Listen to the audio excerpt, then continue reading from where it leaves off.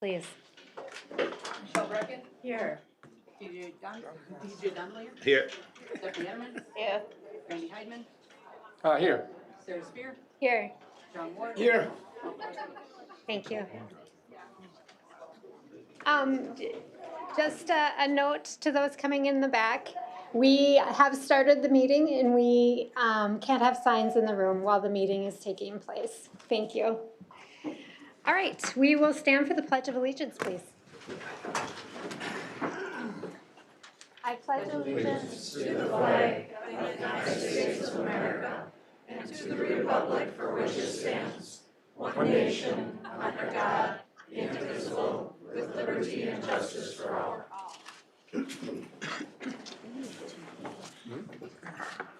Sorry, Ryan.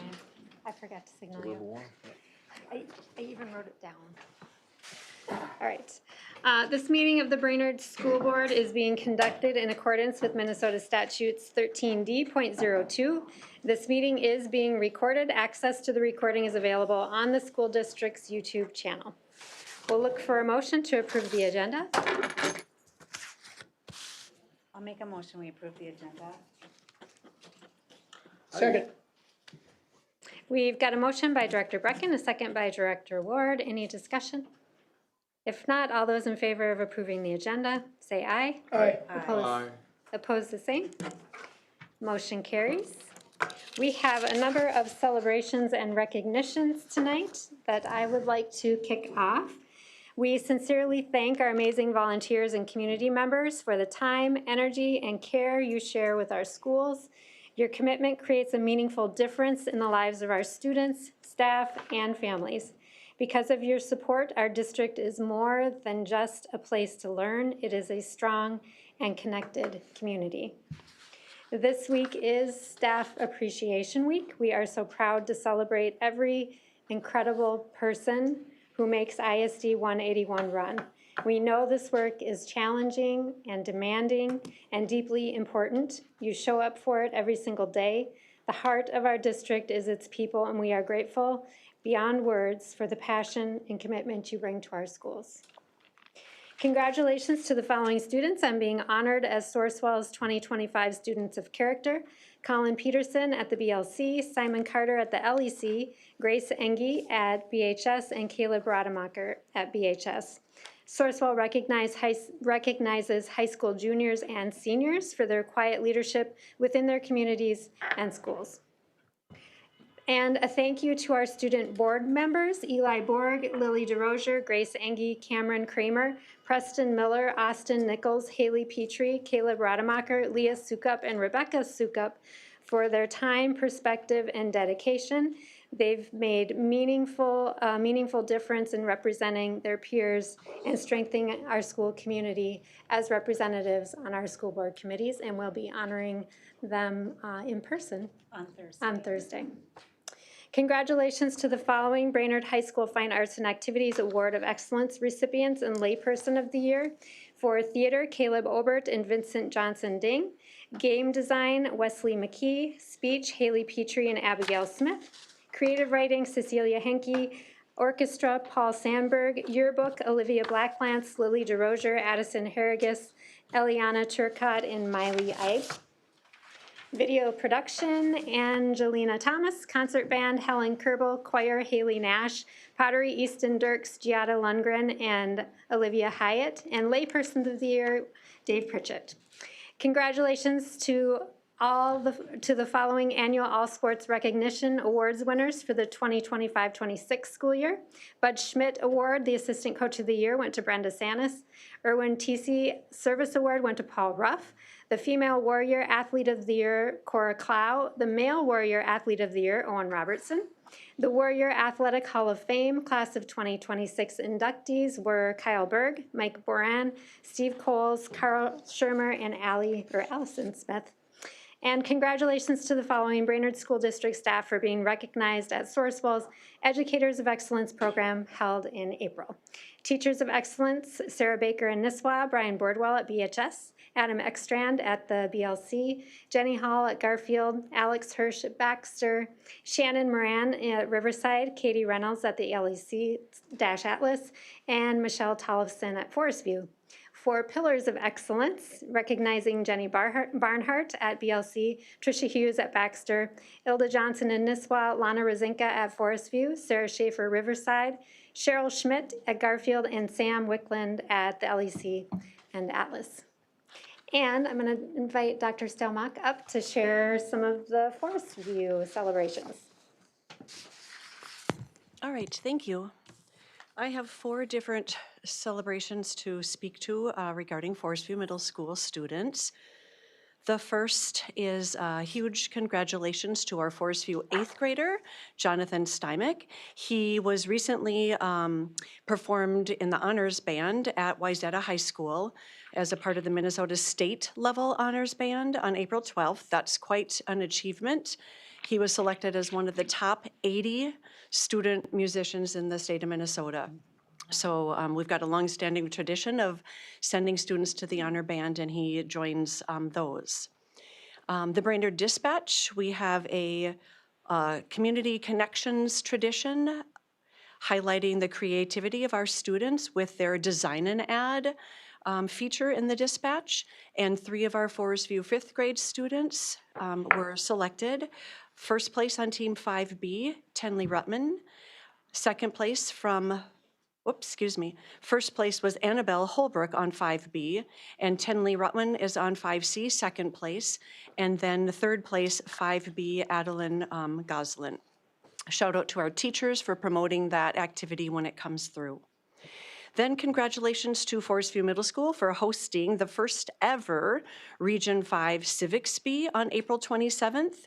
We had 17 students that qualified after an essay round that our teacher, Michelle Bjorklund, worked with them on in their Time to Thrive class.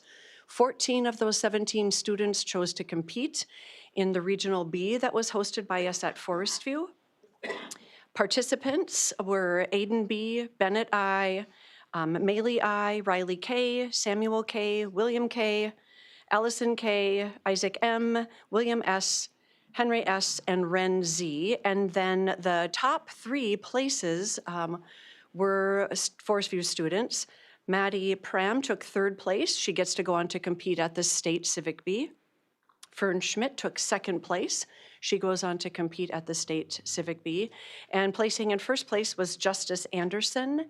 He scored 100% on the 2 computerized quiz rounds, and he took 1st place to compete in the state competition that is held in June. And then our final award to speak about is Math Masters, 5th grade. A while back I spoke about the 6th grade. Mrs. Hansky led our students and worked with them to help them prepare and be ready for the Math Masters over at Sourcewell. Team Alpha took 1st out of 17 teams. Milo Kaiser, Lily Morgan, Seth Soderstrand, Lexi Miller, and Jameson Ziemers. Team Beta, 2nd out of 17, Connor Keepers, Chase Lord, Brady Herman, Annie Holbrook, and Abby Freehammer. Team Delta took 5th out of 17, Zeb Klein, Alex Rangan, Caleb Gillen, Miles Zimmerman, and Lucas Tim. Team Omega took 8th out of 17, Annabelle Dunphy, Adeline Goslin, Sydney Knutson, Bernita Morsch, and Elsie Fassett. Team Pi took 11 out of 17, Isabel Watola, Jordan Oldakowski, Gunnar Rohrig, Gunnar Garcia, and Riker Duffney. And then in the fact drill for individual awards, out of 70 students, Milo Kaiser took 1st place, Connor Keepers 2nd, Zeb Klein 3rd, Chase Lord 6th, Brady Herman and Alex Rangan 8th place. And then I'd like to mention the alternates who did a lot of work preparing: Izzy Bierkovit, Grayson Swenson, and Nicole Borgstrom. So just a shout out to the wonderful staff at Forest View, because all of the extras like this happen because of our amazing staff and teachers. Thank you. Thank you, Dr. Stelmach.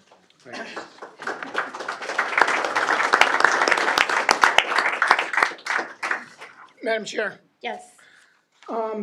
could I recognize one more that we kind of left off, Madam Chair?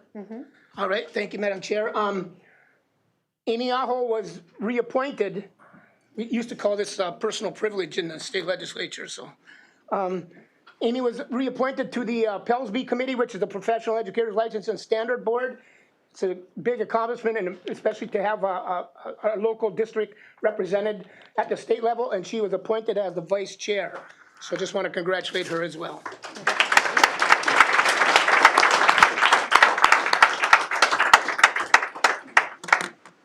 All right, thank you. Public input. A member of the public can address the board during this time. Comments will be limited to 3 minutes. Complaints or allegations against students or employees may not be discussed due to data privacy. Complaints or allegations must be submitted in writing to Superintendent Grant.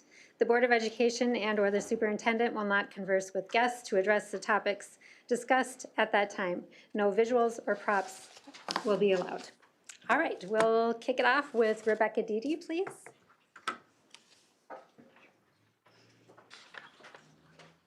Welcome.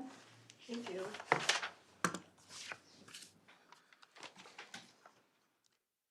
My name is Rebecca Dede, and I work at Forest View Middle School. My husband, Donovan Dede, teaches math at Brainerd High School. Contrary to many of the speakers before me and even before tonight, our story did not begin in Brainerd. We did not always bleed Brainerd blue. We were both born and raised in rural North Dakota, with graduating classes of 5 and 20. We both taught in Iowa before moving to Minnesota. We were hired within a year of each other and worked at Franklin Junior High and the high school. We were even lucky enough to work alongside Director John Ward. We have lived and worked in the Brainerd School District for 22 and 23 years. Even though we are not from here originally, we have made the Brainerd Lakes area our new home. Together, we bleed Brainerd blue. We have 2 children. Our son graduated from Brainerd, and our daughter, currently in the 9th grade, will graduate from Brainerd as well. Both are and were involved in tennis as well as band and choir. They bleed Brainerd blue too. I currently work as a special education teacher and case manager in a level 3 classroom with students on the autism spectrum. Level 3 means that the students are in my room for the majority of their school day due to behaviors or low academic levels. I teach social skills, social studies, science, math, and reading. Our days can be hard. Not harder than any other teacher, it's a different kind of hard. We're not physically tired at the end of the school day as much as we are mentally tired. I would love to have you visit my room sometime and meet the cherubs I work with every day. They are my why. We have put our time and effort into this community, and for the most part, we have felt supported by our community in return. I got into teaching to work with kids, not to watch the politics behind education unfold without putting our kids' education first.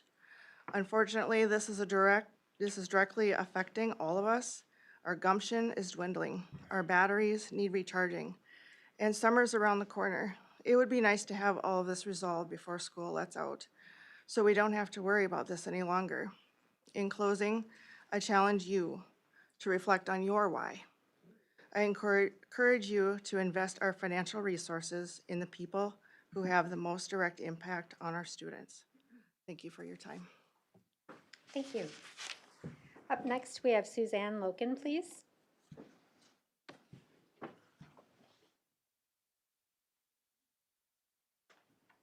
Welcome. Thank you.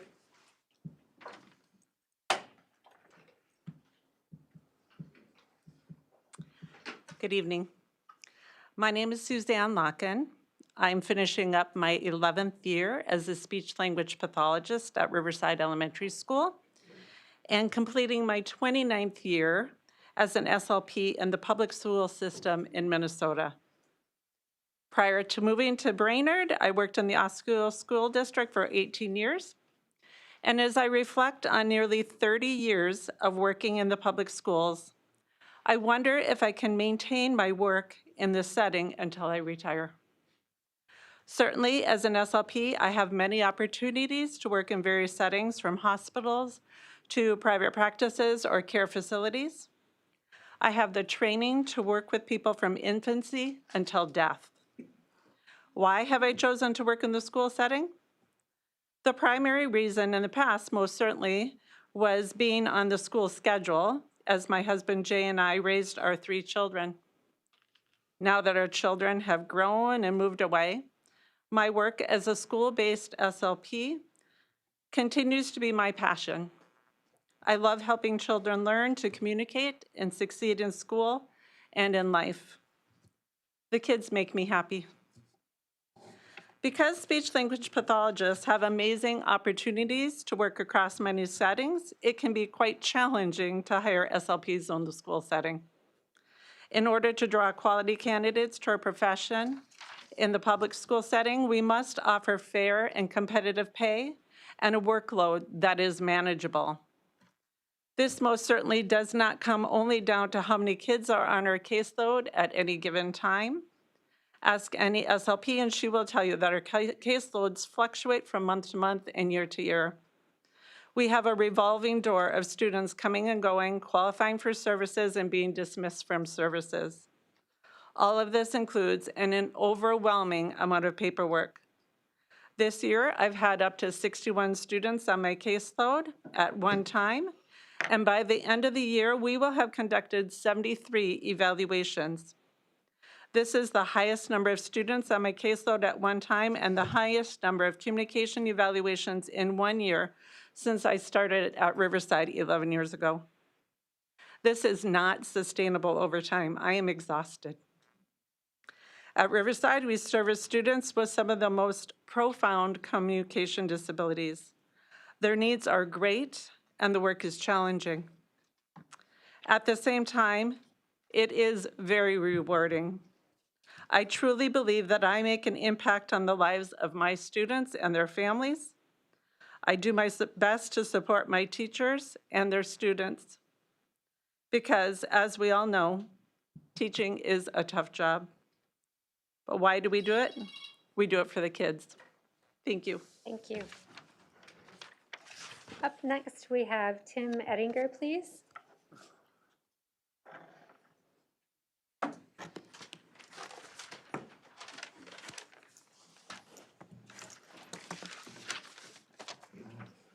Members of the school board and Superintendent Grant, my name is Tim Ettinger and I live in Nisswa. I am pleased we finally saw the audit report for the previous fiscal year and that there were no major adverse findings. Marcy does an accurate job. You and I will always differ on the unreserved fund balance policy and how that fund has been built, but that's a difference in ethics and I'll get back to that later. The thing that has bothered me since your last meeting is the far-fetched hypotheticals posed by a board member during your financial discussions. First, the state of Minnesota never has, nor has it ever discussed, sending no funding in a given year to schools.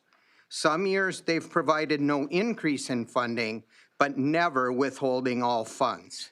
Second, banking and lending laws prevent a lender from demanding all debts be repaid immediately by a borrower. So never has or would a school district's debt be called due at any given moment other than stated in the terms of the loan. So why even mention those things as part of a budget discussion if they have never happened and or can't happen? The only thing I can come up with is an attempt to divert attention from real issues or rile up support for non-existent issues. Of course, Brainerd Public Schools has debt. So would almost every school district that renovated or built about a dozen buildings in a short window of time. 78% of Minnesota school districts have bonds, levies, or both. Back to the audit and financials. Let's talk facts, not hypotheticals.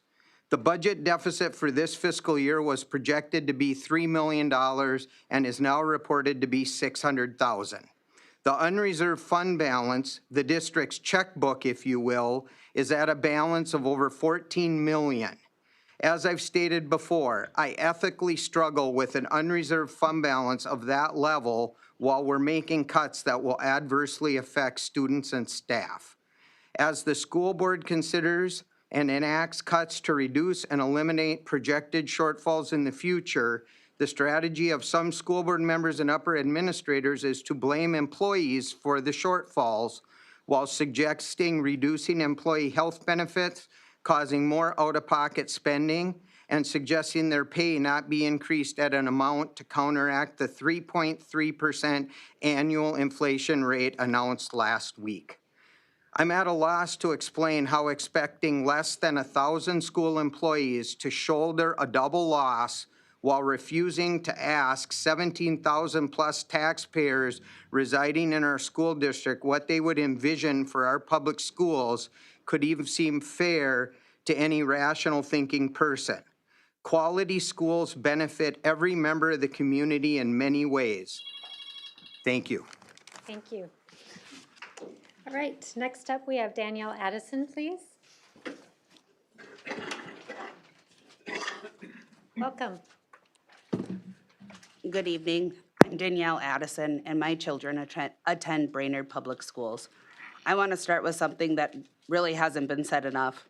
Our education staff have been working this entire school year without a contract. Negotiations are at a standstill. And while that may sound like an administrative matter, that ripple effects reaches every classroom and every family in the district. When classroom budgets are cut, staff don't simply go without. They reach into their own pockets. They ask us families for donations. They quietly fund what falls short because they refuse to let our kids go without. Board members previously expressed concern about whether our community could afford the financial impact of an operating levy. Well, I'd ask you this. Consider the fact that families and staff are already funding it themselves. While those same staff members are working second and third jobs just to pay their own bills at home. A levy doesn't add a new burden, it distributes the burden that already exists. Right now, it falls almost entirely on the staff and families. Putting a levy on the ballot gives the broader community the chance to vote, to share that weight, to support the staff and students. That is what a community does. Public schools cannot charge tuition, they cannot raise fees when the costs increase and when supplies run short. A levy is the mechanism that allows everyone, not just the most stretched, to pitch in. I worked in healthcare during COVID. I watched talented, dedicated professionals show up every single day, stretched thin, facing budget cuts, and eventually handed pizza parties as a thank you. What I'm seeing in our district today mirrors that exact trajectory. Staff morale erodes quietly, and then suddenly it doesn't. It shows up as vacancies, shortages in classrooms without adequate support. Families are not leaving this district because of curriculum. They're leaving because students don't feel supported, because bullying goes unaddressed, and because they don't feel heard. These are not problems that improve with budget cuts and unresolved contracts. They worsen. Larger class sizes, fewer support staff, more unsupervised time, and more families forced to seek alternatives. That is where you're leading our district. Staff are not asking for millions of dollars. They're simply asking to be able to survive. A fair contract is the clearest way this board can communicate that it understands their value and intends to retain them. This board's decision about whether to place an operating levy on the ballot this fall will speak louder than any statement made at this table. It will tell this community whether the goal is to build this district or run it to the ground. Our children deserve better, our staff deserve better, and the community is watching. To say I am disappointed doesn't say enough. Thank you. Thank you. Up next, we have Kayla Benzik, please.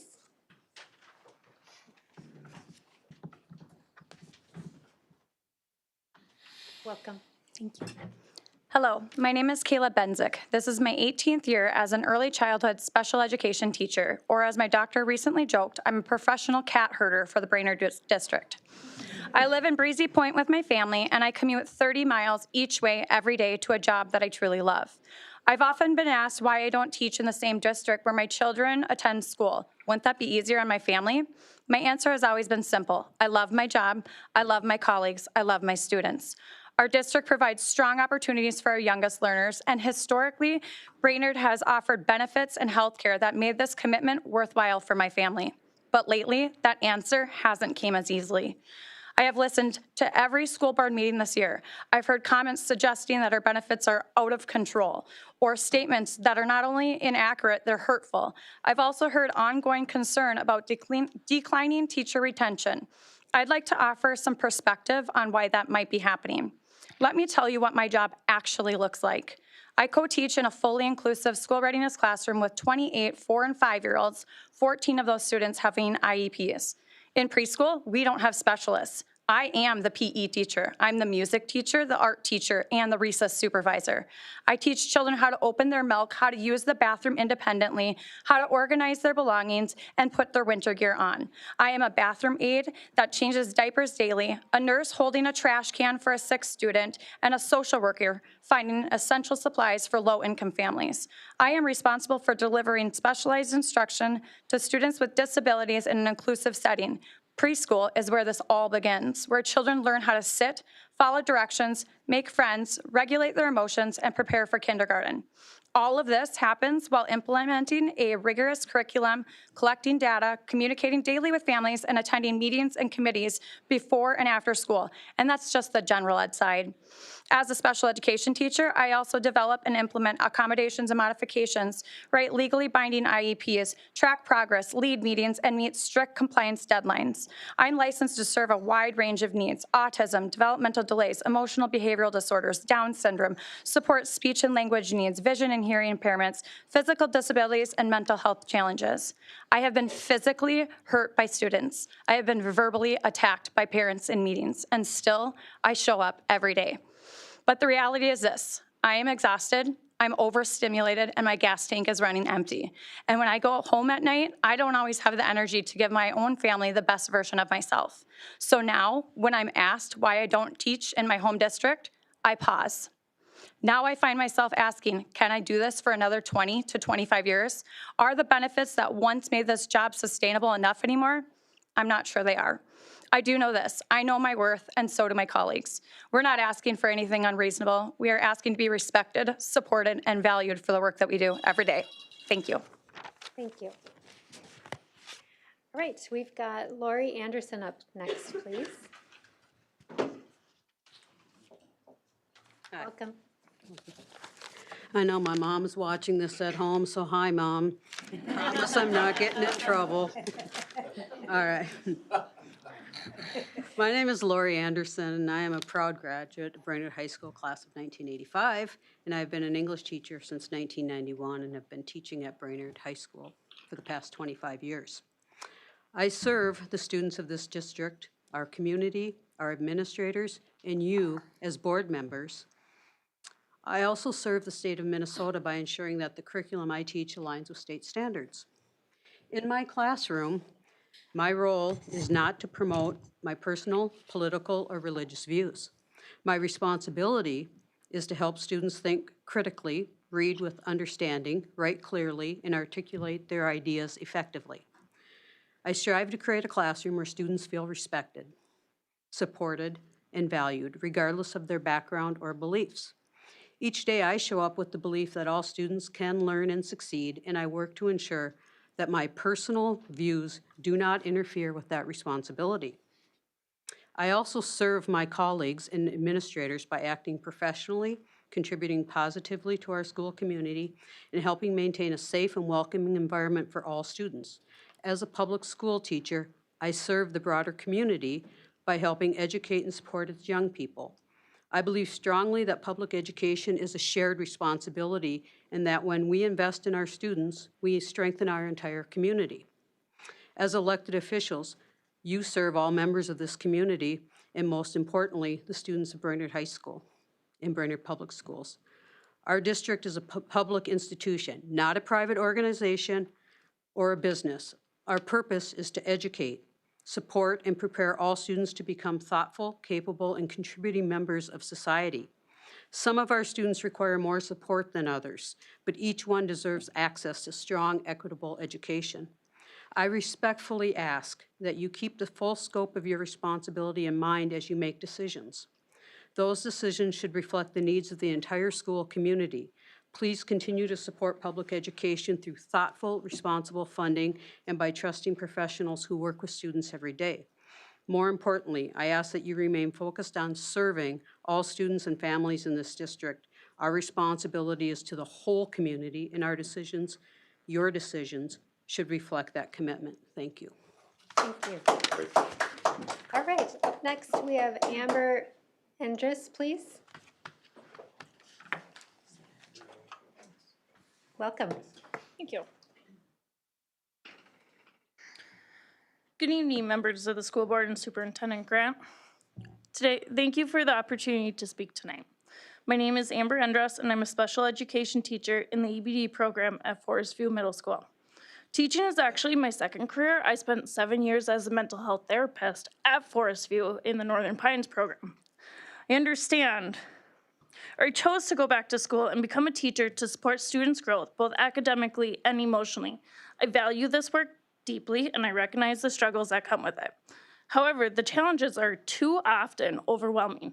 Every day, teachers face disrespectful and disruptive students, including students who refuse to arrive to class on time, refuse to bring classroom materials, refuse to complete assignments, refuse to display appropriate classroom conduct, and worst of all, refuse to engage in learning. The arguing, the disrespect towards teachers. Students walk away when teachers are talking. They don't care. These behaviors happen across classrooms, even though teachers have invested multiple hours planning thoughtful lessons and building rapport to foster relationships with students. Basic respect and compliance expectations are core to success learning environments, yet are fragile at this moment in time. Teachers often lack administrative support, discipline referrals in Skyward, lack of response, or too little of a response. Students just get to move on with their day. It's sad to think that at the end of most of my days, I've dealt with derogatory comments, been sworn at, disrespected, called names, and I think at least I'm not in the elementary school where my colleagues are getting hit, kicked, spit at every day. Every day, teachers like myself walk into their classroom ready and motivated to teach, only to end the day exhausted and defeated. Despite these challenges, I want to emphasize the ongoing dedication of our staff. Teachers across the district constantly devote time outside of school day to prepare instruction and create engaging learning environments. Our commitment to student success remains strong and is still our top priority. Brainerd has a long-standing tradition of valuing public education. Achieving this goal requires a culture that reflects collaboration, communication, and collective respect at all levels. Sustaining that tradition depends on our ability to attract and retain skilled educators. Board members, you have the opportunity to demonstrate that with this district's values, its educators, not just in words, but in action. A fair contract sends a clear message that teachers matter and that their work is respected, and that this board is committed to a strong public education. Last Friday, May 8th, in the Brainerd Dispatch, quoted incoming Superintendent Rankin, "Don't come after me about math and reading when you have class sizes of 33. Remember that when you think about the teachers as well. Thank you. Next up, we have Brian Stark, please.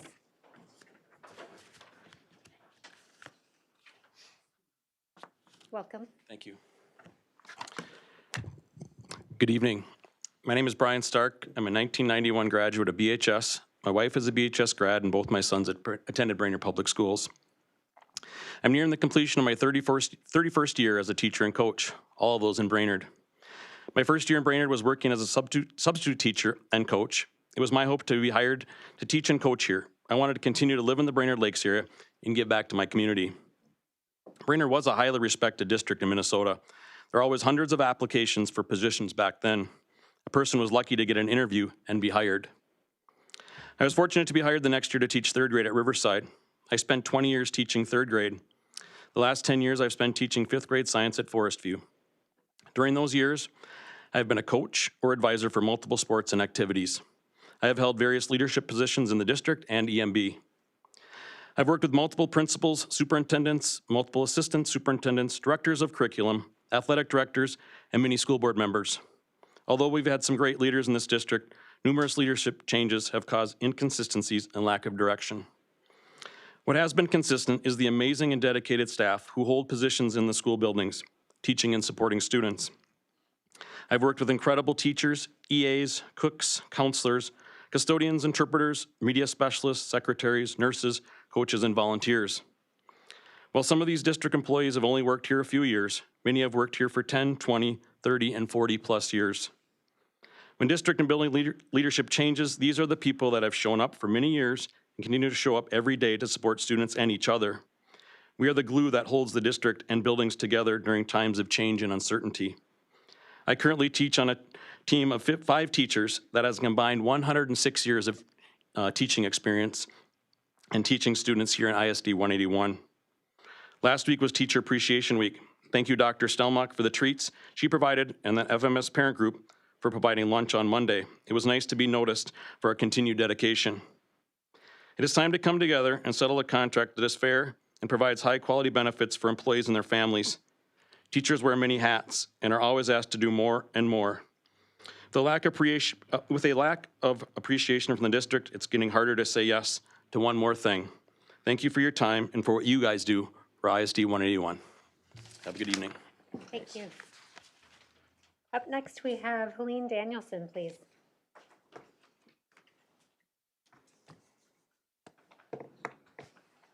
Welcome.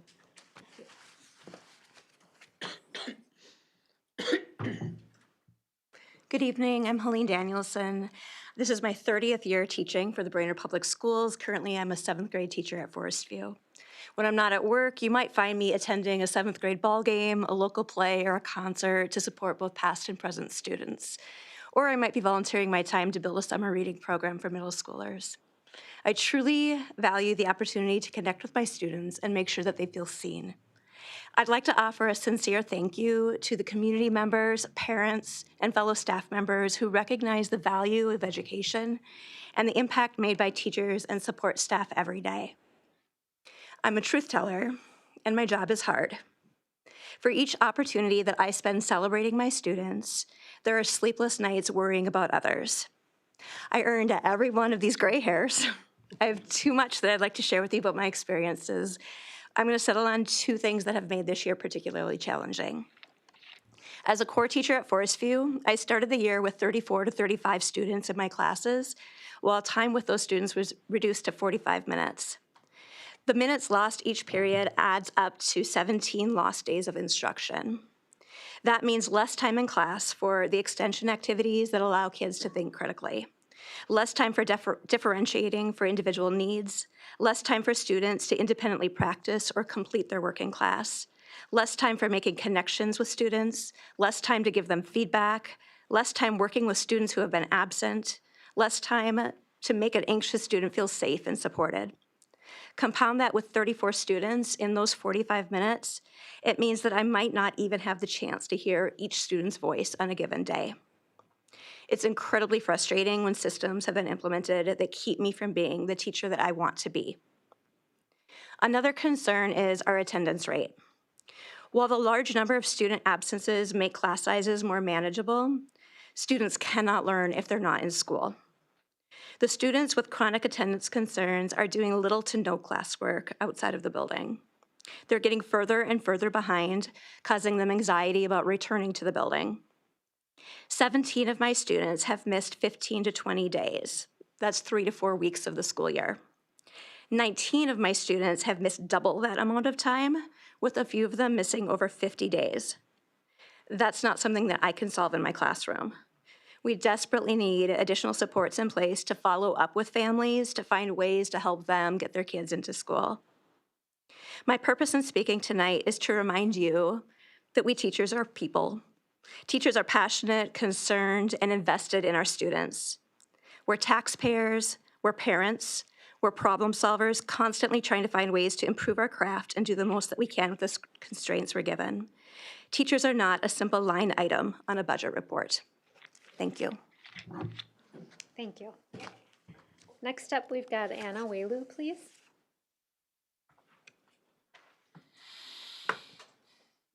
And I don't know if I said your last name right. Is it? Welu. Welu, thank you. Welcome. Thank you. Good evening. My name is Dr. Anna Welu. I'm an early childhood special education teacher here in the district, and I teach part-time as an adjunct professor at a university. I've also served as a captain in the Auxiliary Air Force Civil Air Patrol and earned my pilot's license. I work with phenomenal team members at the Warrior Early Learning Center and the Paul Bunyan Education Cooperative. Our early intervention program is not as visible in our district because we serve children with special needs in families' homes and childcares. Our roles are quite unique, and I invite each of you at the table to join me on a home visit this summer to learn more about our role. I have more than 20 years of experience teaching in schools across Wisconsin and Minnesota. In 2019, I chose to move to the Brainerd Lakes area because the Brainerd contract was set apart from other contracts in the region. We lived in a camper without running water during part of a winter because of the challenges of purchasing a home during the pandemic.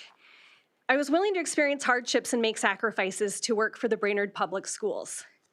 All educators and educational staff across our state deserve access to quality, affordable, and comprehensive healthcare coverage. During my teaching career, we received the devastating news that my husband had a life-threatening cancer diagnosis. We received this news during the day at our son's preschool graduation, and we were uncertain if my husband would see our son's kindergarten graduation the next year.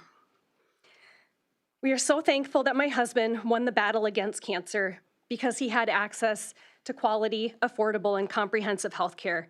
I was also able to focus my energy on our family and my teaching role because we could still afford the basics like housing and food. Each of us has a story to share in our district, and we will gain more ground together by taking time to hear the stories of others. The educators in our district are highly skilled at problem solving and finding solutions to complex issues. Invite us to the table to discuss ideas for increasing the enrollment of students and recruiting and retaining highly qualified educators and staff. Invite us to the table to learn more about the positive impact that the Paul Bunyan Education Cooperative team has on our students and families. Invite us to the table to learn more about how educators experience trauma in their roles and what educators need to prevent burnout. As educators and educational staff, we are ISD 181, and we have value in our district.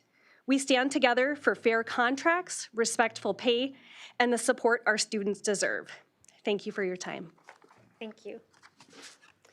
Up next, we have Jessica Weber, please.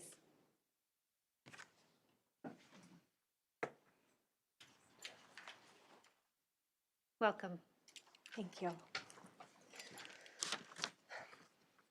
Good afternoon. My name is Jessie Weber. I'm a registered nurse, and I work for Brainerd Public Schools. I am a building nurse for Harrison Elementary. The kindergartners call me the doctor, and I don't correct them. Like all building nurses, I am on the EA contract. Building nurses are there for all students. Some kids will remember us only for Band-Aids and hugs, but if you are the parent of a student with asthma, diabetes, epilepsy, life-threatening allergies, and many other life-threatening conditions, you definitely know and work with your nurse every day to keep your child safe and thriving academically at school. We have cried with families, we have celebrated with families, and we love our jobs. We are all licensed professionals who have had to pass rigorous board exams in order to legally practice our profession. The education assistants I share a contract with and partner with closely are invaluable to us. They know their students' favorite colors and animals. They know what they ate for breakfast and how they slept the night before school. They know all their precious hopes and dreams. Most importantly for me, they know if something is not quite right. They can see that a child is struggling physically. They have brought students to me who might look owly or grumpy or goofy to anyone else. Then it turns out that the student is experiencing a seizure, an asthma attack, or extreme low blood sugar. It means the world to me to have these eyes and ears and passionate workers who, among so many other duties, keep children safe. Working as a team, we have saved lives, and that is not an exaggeration. No one on the EA contract is there to get rich. I chose to work at Harrison 12 years ago because it was a workplace that shared my values. They put students and families first. We get to do meaningful work and feel the impact of our work every single day. We are lucky. If we could, we would do this job for free.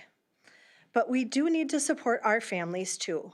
We are coming to a point where EAs can no longer continue to work here unless they subsidize their jobs somehow. They come back fall after fall with completely depleted bank accounts and debt up to their eyeballs. Yet they are full of energy and joy to share with the kids. This should illustrate how loyal they are to the kids, how dedicated they are to their profession, and how critical they are to the school. I know how the world works. The further you are from direct service, the more you get paid. Those who have control over financial decisions pay themselves first. But we are a school, and we need to put the kids first. If we fairly compensate those who are closest to our students, it will have enormous impact. Thank you, A little Jessie. goes a long way. Thank you. Thank you. Up next, we have Ruby Shaw, please.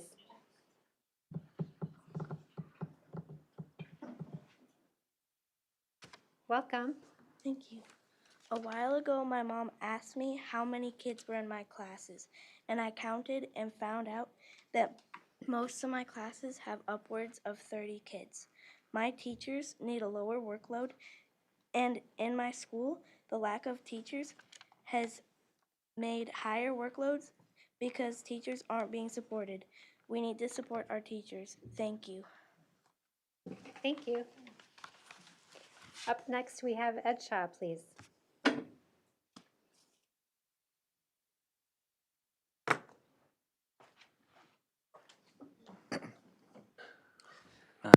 Evening, Ed Shaw, parent of two Forest View sixth graders, one of whom you just heard from. And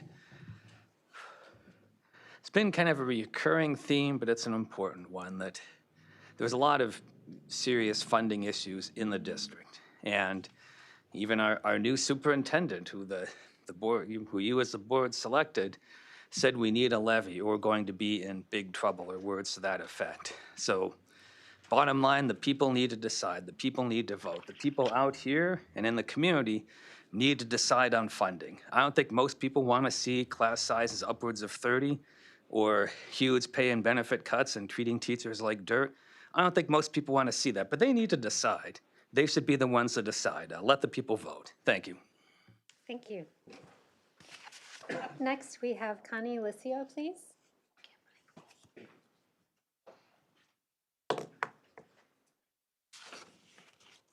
Welcome. Good evening, thank you. I am Connie Licio. I'm a retired teacher of over 30 decades in the district, and since retiring, I've gone on to do different types of positions. And I have to say, there's no tired like an educator tired. I had an idea of what I was going to say until I arrived this evening, and I looked at the faces of some friends and colleagues, and I was just overwhelmed. They're sad, they're tired, they're exhausted. And my fear is that if something isn't decided as far as this contract, that they may decide at the last minute that they cannot come back in the fall. And that scares me and it concerns me. They deserve to have a summer of recharging. I also want to focus a bit on hope. I'm hopeful now that we have a leader who's committed and seems to be in support of the fact that a referendum for a levy should be put forth.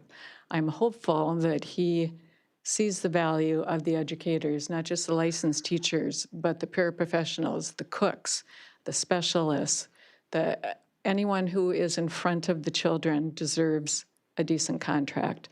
I'm not a board member, I'm not a superintendent, so I'm out of line to suggest this, but I will anyway. If cuts need to be made, I implore you not to make cuts to those that are in front of the classroom with our children every single day. They're the boots on the ground people. They're the ones who are called mom and dad by the kids. They're the ones who cry at the end of the school year because you're going to miss their children. I hope that you look at that when you have to make decisions with cuts. As far as the referendum, I'm hopeful that the amount on an average priced home per month for the levy to be passed would be about what I spent on this cup of coffee. I think that's real clear perspective. And I'm hopeful. I went to Southwest State College graduation this last Saturday. I recognize names of colleagues who use money from their own pockets to go on and get a master's degree. I have a very dear daughter-in-law who graduated with a teaching degree along with many others. I'm hopeful for them. I hope that they get to experience the kind of career that I experienced in Brainerd Public Schools. Thank you. Thank you. Up next, we have Maxwell Kruger, please.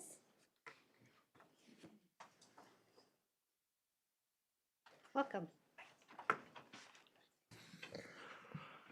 Hi there. My name is Maxwell Kruger, and I'm an 8th grade math teacher at Forest View. This is my 5th year teaching and my 5th year in the district. I have always said since day one that I'm the luckiest guy in the world that some district admin in Brainerd was silly enough to hire me as the next 8th grade math teacher. I love my job, and I love coming to work every single day to laugh and learn alongside my students and my colleagues as I get to shape the hearts and minds of the next generation as they go through perhaps some of the toughest years of their growing up lives. I wanted to share a personal story about some events that have occurred since I started teaching. In my first year teaching in February, I learned that a heart defect that I was born with had gotten severe enough that I needed surgery to fix it. That June, 5 days after my first year teaching had concluded, I went to the Mayo Clinic and had open heart surgery to have my aorta replaced. Since then, because of the surgery, I take blood thinners every single day. Bi-weekly, I check my blood to make sure it's not too thick and that it clots and not too thin that I have a brain bleed. I have to have regular dentist appointments to ensure that I don't have an infection in my mouth that spreads to my heart and wrecks my valve.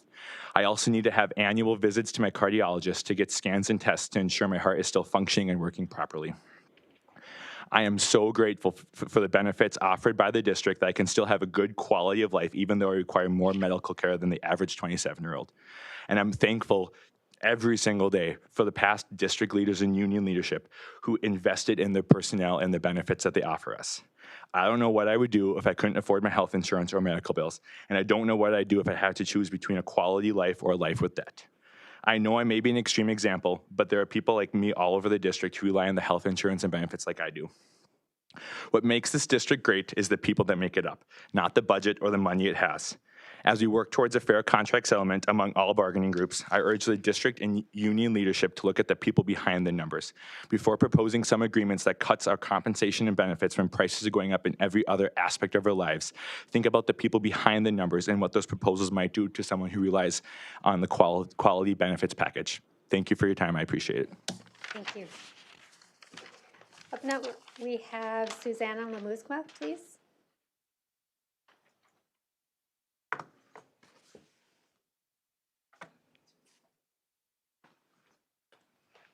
Welcome.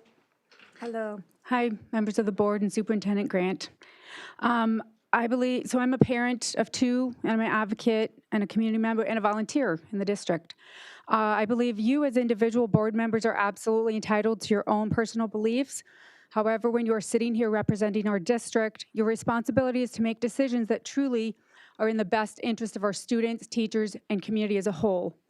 Those decisions cannot be made looking solely through your own political or religious lenses. Effective leadership requires the ability to look through many lenses. Different experiences, different perspectives, and the realities that students, families, and educators face every single day. Part of serving in this role means being willing to step outside of your own viewpoint and come together for the greater good of the district. As a parent, volunteer, advocate, and community member, I am deeply concerned about the continued cuts happening within our schools and the growing number of resources being taken away from both students and teachers. We are asking educators to carry more responsibility with fewer supports, and at some point that becomes unsustainable. As a mother of a 5th grader and a 3rd grader, it is becoming increasingly difficult to feel confident about sending our soon-to-be 6th grader into the middle school while we continue to see resources, staffing, and supports reduced year after year. I fully support getting to the root of the challenges within our district. However, I am asking this board to seriously consider coming together in unity to place the levy on the ballot and allow the community the opportunity to have a voice in the future of our schools. I also want to express how deeply disappointing it is that our teachers have gone an entire school year without a contract. Our teachers deserve stability, respect, and the ability to plan for their families and futures without carrying the additional stress and uncertainty that they have faced this year. They should not feel forced to repeatedly show up at board meetings to simply be heard. Please do what needs to be done to get this resolved. Thank you. Thank you. Next up, we have Melissa Schmeck, please.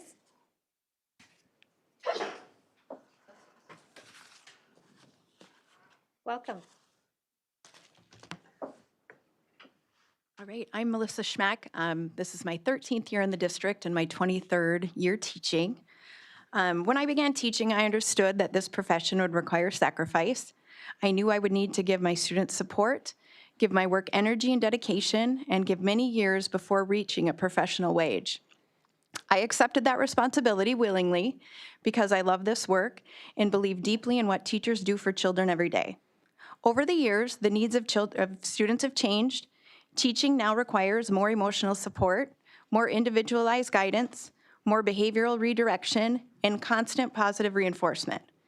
Educators have adapted because our students need us to, and because we care deeply about their success and well-being. I am not here tonight complaining about my job. I still love teaching. What concerns me is whether the people doing this work are being supported in a way that allows them to continue doing it well and sustainably. We are now more than 300 days without a settled teaching contract. During that time, teachers have continued showing up for students every single day. We continue planning lessons, supporting families, managing increasingly complex classrooms, and giving our best to children because that is what educators do. But dedication should not be mistaken for unlimited capacity. I am in the middle of my career, and I am thinking not only about myself, but about the future of this profession. I think about newer teachers deciding whether they can afford to stay, and experienced teachers deciding how much longer they can continue carrying these increasing demands without stronger support from district leadership. If the board and district leadership truly want to attract and retain quality educators, then support for teachers must be reflected not only in words, but in actions, priorities, and negotiations. Tonight I brought 6 copies of Shel Silverstein's The Giving Tree.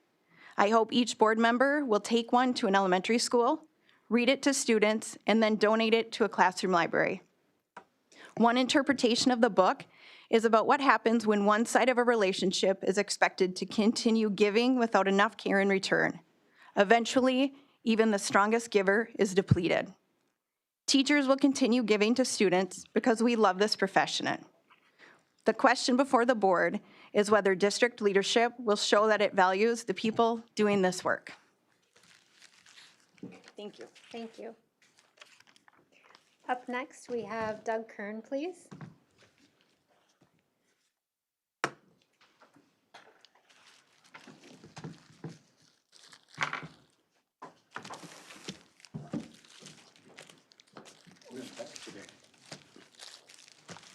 Yep, good afternoon. You know, everybody here, you see how hard these people work, you know, and we all see that. We see that, but one thing that, you know, I heard it said that it's more than a line item on a budget. You know, you only have so many dollars to work with. And listening to Peter Grant last time around, talking about what's coming down the road, not just this year, but the year after and the year after, we have all kinds of issues that'll be coming. The students do equal dollars. You know, the more students you have, you know, one of the things that I remember is back when we had, kind of off the subject in a way, they had the turf that they were putting in that they didn't have enough money for. You had students that thought outside the box on how to preserve the quality of that area down there by the grandstand.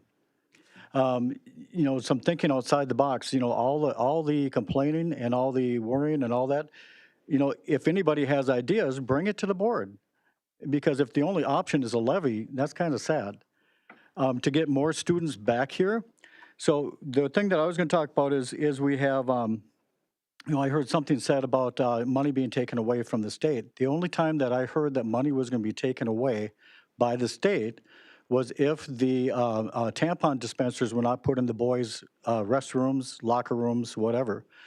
Just recently we had the Title IX. There was $6 million that was going to be withheld from Brainerd ISD 181 if they didn't comply with Title IX to protect women in sports. I just know that students, somehow, some way, we need to get students back into the loop here in the school. We need to bring them back. And I don't have the answers for it, and I don't think anybody behind me has all the answers either. But I know that the social studies standard that you'll be talking about tonight, that was voted on at the state level 4 years ago. Right now, they're talking about the health study standards that will be curriculum for next year, the Minnesota Department of Education. When you look at the standards that they're implementing, I hate to say it, but I think all schools in Minnesota are going to be hemorrhaging students next year if that passes, the new standard. And it'd be worth everybody looking into that standard because we need to speak out. There's public comment right now that's happening for that Minnesota, the health curriculum that they're going to be passing for next year. But like I say, these people, they're hard workers. Everybody here on the board, everybody in this room knows how hard they work. But again, students equal dollars. And at what point do you have to cut? And the cut might be deep in the next few years. Not just now, but in the next few years. Thank you. Thank you. Up next, we have Alexis Marcello, please.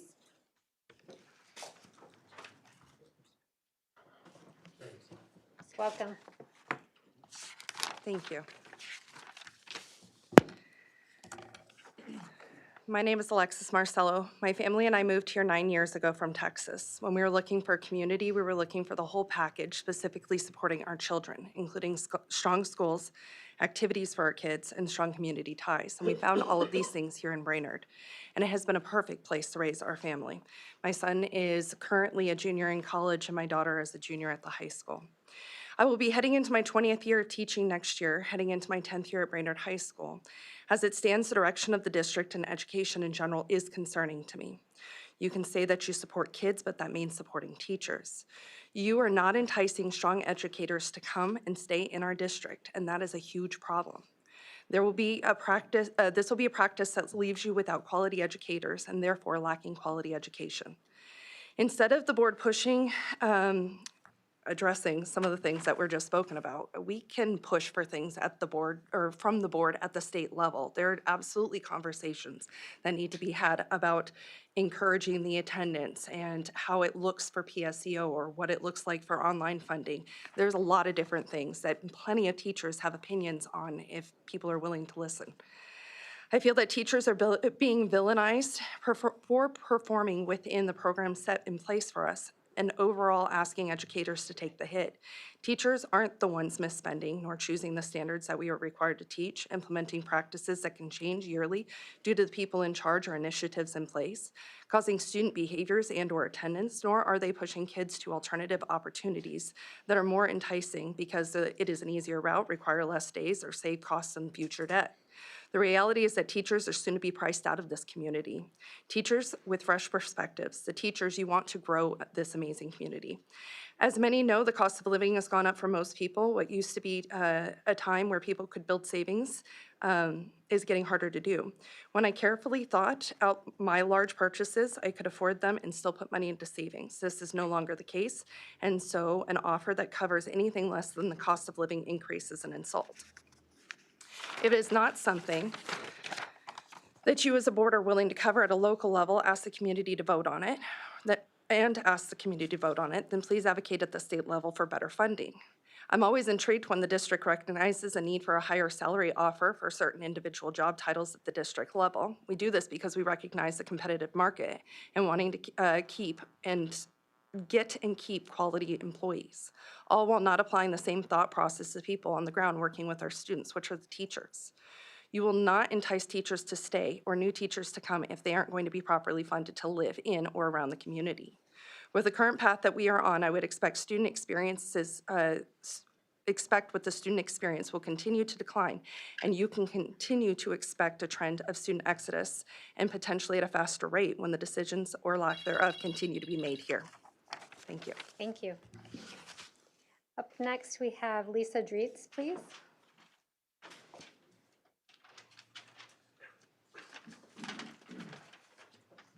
Welcome. Thank you. Good evening. My name is Lisa Dreetz, As someone who has spent 34 years teaching in this district and who also graduated from Brainerd Public Schools, I speak tonight with both pride and concern. Brainerd is more than the place where I work. It is my home. It shaped me as a student, gave me opportunities as a young adult, and has allowed me the privilege of spending my career serving generations of students and families in this community. Over the years, I have watched our schools evolve.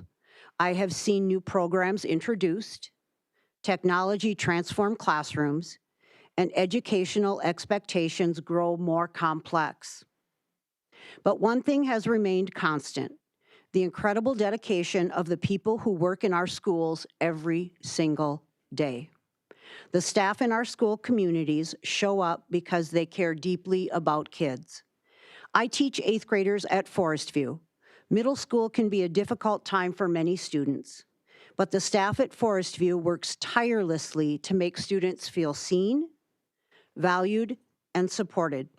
We consistently go above and beyond to meet students where they are academically, socially, and emotionally. Our dedication is not something that can be measured only by test scores.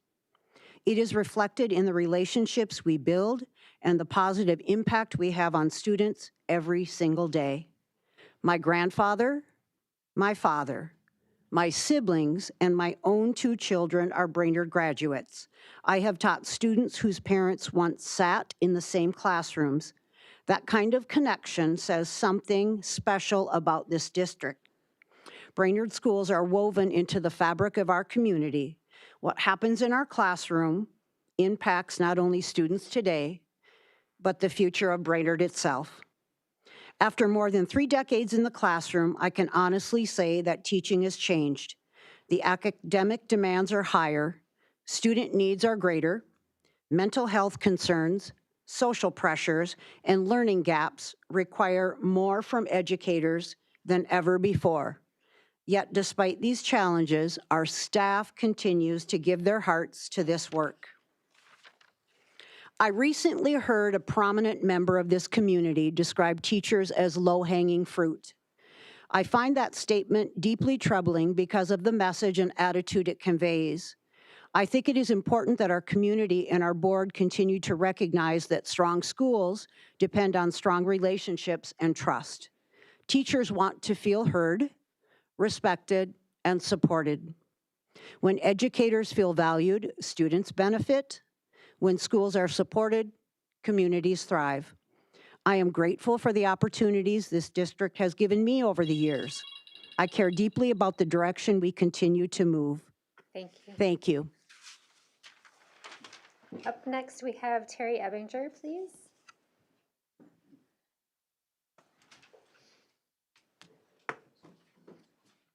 Welcome. Hi there, my name is Terry Ebinger. I am a 1988 Brainerd graduate, and I have taught in the Brainerd District for 33 years. I teach 5th grade at Forest View, and I'm also a Brainerd Warrior Dance Team coach. I'm here tonight asking all sides to come together to work toward a contract that is fair for teachers.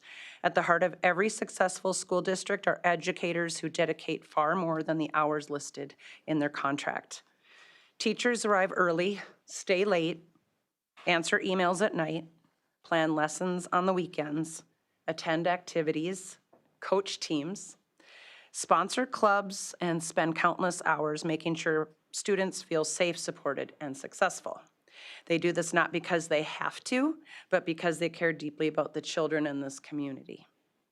Teaching is not simply a job. It is a commitment to the future of our students and our town. Teachers celebrate victories with families, support children through challenges, and there's more and more of those every day and every year, and provide encouragement that students carry with them for the rest of their lives. But teachers are also members of this community. They buy homes here, shop at local businesses, and eat at local restaurants, support community events, and contribute to the local economy every single day. When we invest in teachers, we invest directly back into our community.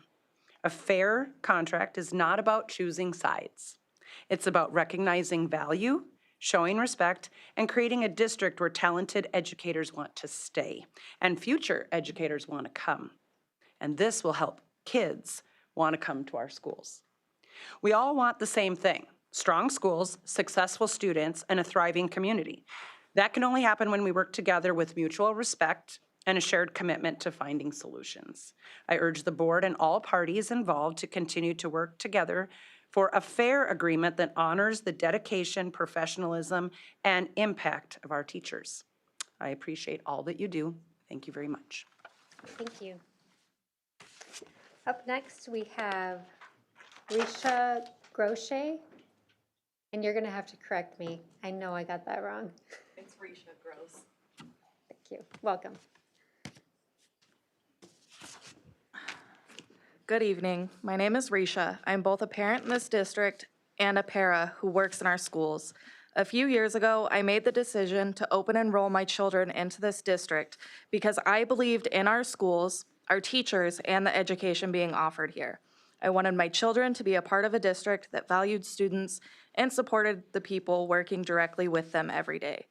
Today, I am standing here to say I no longer feel confident in that decision. I am preparing to pull my children from the district because I have watched class sizes continue to increase while teachers and support staff continue to lose the resources and support they need to effectively educate students. As someone who works inside these classrooms every day, I see the strain firsthand. I see teachers stretched beyond capacity. I see behavioral and academic needs growing while staffing and support fail to keep pace. I see exhausted staff members doing everything they can to hold things together for students because they care deeply about these kids. But caring deeply doesn't replace adequate staffing, reasonable class size, or fair compensation. Our teachers have now gone over 300 days without a contract because the district has refused to settle in mediation. That sends a message to staff that their work, sacrifices, and concerns are no longer being prioritized. As a para, my health insurance deductible through the district plan is $8,000. That is over 34% of my annual gross income before taxes. That means one major medical issue could financially devastate someone working full-time in your schools. Now add vision, dental, and what para takes, that is 48.86% of my annual income. I work a second job just to make ends meet. Many school employees do, and yet we continue to show up every day because we care about students and believe they deserve stability, support, and safe learning environments. But at some point, dedication alone can't carry a district. When experienced teachers and support staff feel unheard, underpaid, and unsupported, students ultimately pay the price. Families notice, I noticed, as both an employee and a parent. I am asking this board to seriously consider what message is being sent to families and staff right now. If the district wants to retain students, recruit quality educators, and rebuild trust, then meaningful support for teachers and educational staff cannot continue to be delayed or minimized. Our students deserve better, our teachers deserve better, and the people supporting classrooms every day deserve better too. Thank you. Thank you. Up next, we have Misty Job, please.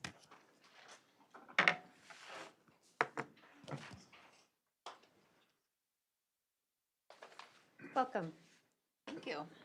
Greetings, Board and Superintendent Grant. My name is Misty Job, and I'm a veteran teacher of 22 years in this district, which I know is probably shocking because of my youthful appearance, but it's true. I have worked with thousands of our community's children and currently serve our students in the Brainerd Learning Center, where I'm an English teacher. I also serve as president of Education Minnesota Brainerd, our local teachers union. I'm incredibly proud to be part of the hundreds of colleagues who showed up tonight to advocate for themselves and the students of our community. As you know, our certified staff contract expired in June, and we have been working towards settling a new contract with the district since then. This is always a frustrating process for both sides, but this cycle has been unusually challenging, in my opinion, for two main reasons. Number one, many comments have been made by members of our board and our superintendent, both publicly and privately, that have crossed the line long ago established about bargaining practices here. Our union has no issue with facts being shared. We understand public information. But when opinions are presented as facts and our bargaining groups are not offered a forum or opportunity to share our perspective with community members, it simply isn't fair to both sides. We might get 3 minutes during open comment at a board meeting, but we don't have articles in the Brainerd Dispatch or several hours in front of the community every month to pontificate on our opinions. No matter whose side you are aligned with, and it pains me to talk about sides because I wish it wasn't that way, it's hard to argue that one side has a major advantage over the other in shaping and informing opinions about this process. The second reason is that this last summer, several members of our board chose to deny our community an opportunity to vote on an operating levy so that we would have potentially an opportunity to join the 78% of districts across the state who enjoyed one. I know you're probably tired of hearing about it. I get it. I'm tired of dealing with the fallout from it. Public schools provide a service to the children of our community without discriminating based on their needs. Everyone has a right to access those services, regardless of financial security or the need for special services. Despite the fact that we serve all members of our community, because of that lack of a levy vote, only a narrow subset of our community population is expected to pay for the district's budget shortfall. That includes school custodians, school secretaries, school food service workers, paraprofessionals, teachers, and other certified staff. Do you know who isn't expected or required to contribute additionally to the health and stability of our schools? Engineers, accountants, doctors, lawyers, nurses, financial advisors, electricians, IT technicians, heating and plumbing specialists, and many, many other professionals, including millionaire business owners who are currently represented on our board. I may be crazy, and I may be naive, and I may only be speaking for myself, but I believe that we should always, always, always put schools before millionaires every single time. Thank you. Thank you. All right, let's move on to the approval of the minutes. I'll look for a motion. Motion. A second. We've got a motion from Director Dondelinger, a second from Director Brecken. Any discussion? If not, all those in favor signify by saying aye, please. Aye. Aye. Opposed, the same. We have approved the minutes. We'll move on to the consent calendar. Look for a motion to approve. Motion. I will second it. Got a motion by Director Dondelinger, a second by Director Brecken. Any discussion? If not, all those in favor signify by saying aye. Aye. Aye. Opposed, the same. Motion carries. Up for new business tonight, we'll move on to the 5 through 12 social studies curriculum presentation by Dr. Melissa Cornea, Adam Langen, and Jesse Shepard, please.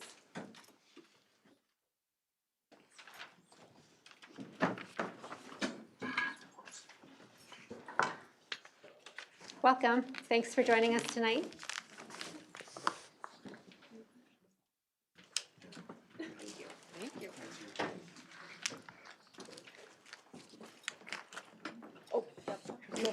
Oh, I've been lining that up the whole time.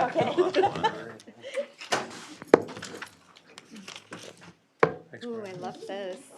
Thank you. Did I get something?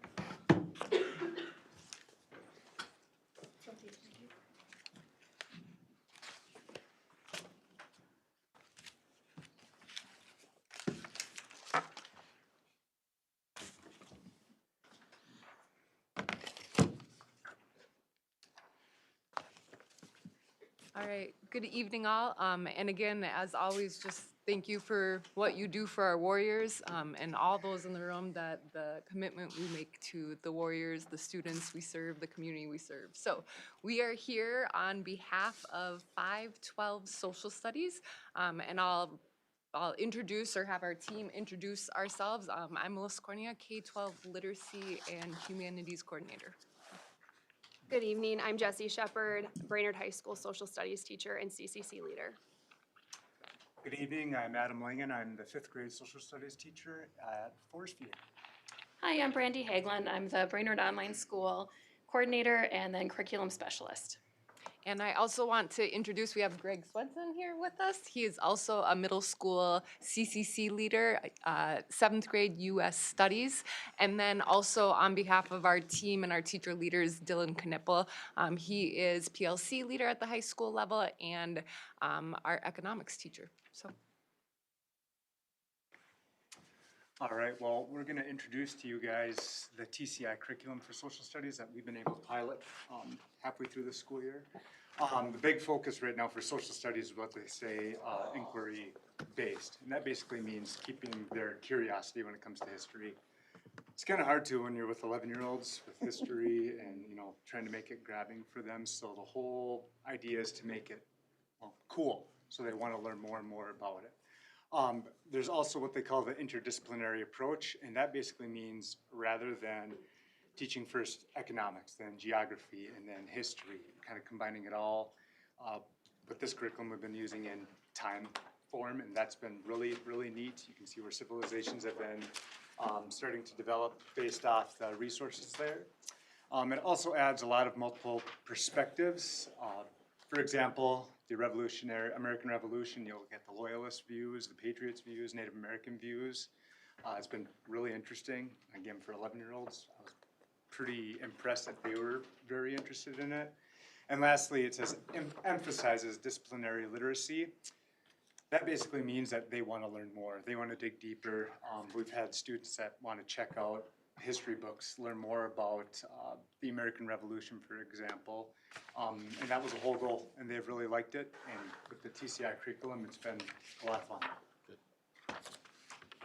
So I am going to explain our process of how we got from the shifts in the Minnesota social studies standards that Adam just described. So how we got from the MDE, here's the Minnesota social studies standards for 2021 to this TCI resource that we are bringing to you for your approval that you heard Adam speak of. We've had 5th grade do a unit almost, 10th grade do a unit. We've had teachers across the grade levels trying lessons throughout it. So our journey was, we started more than a year and a half ago. So back in fall 2024, for a year and a half, we spent time learning about those standards and learning about those instructional practices that uphold those standards. So winter 2025, just this past winter, based on Minnesota social studies standards and what we know as best instruction. So MDE adopted best instruction as defined by the National Council of Social Studies.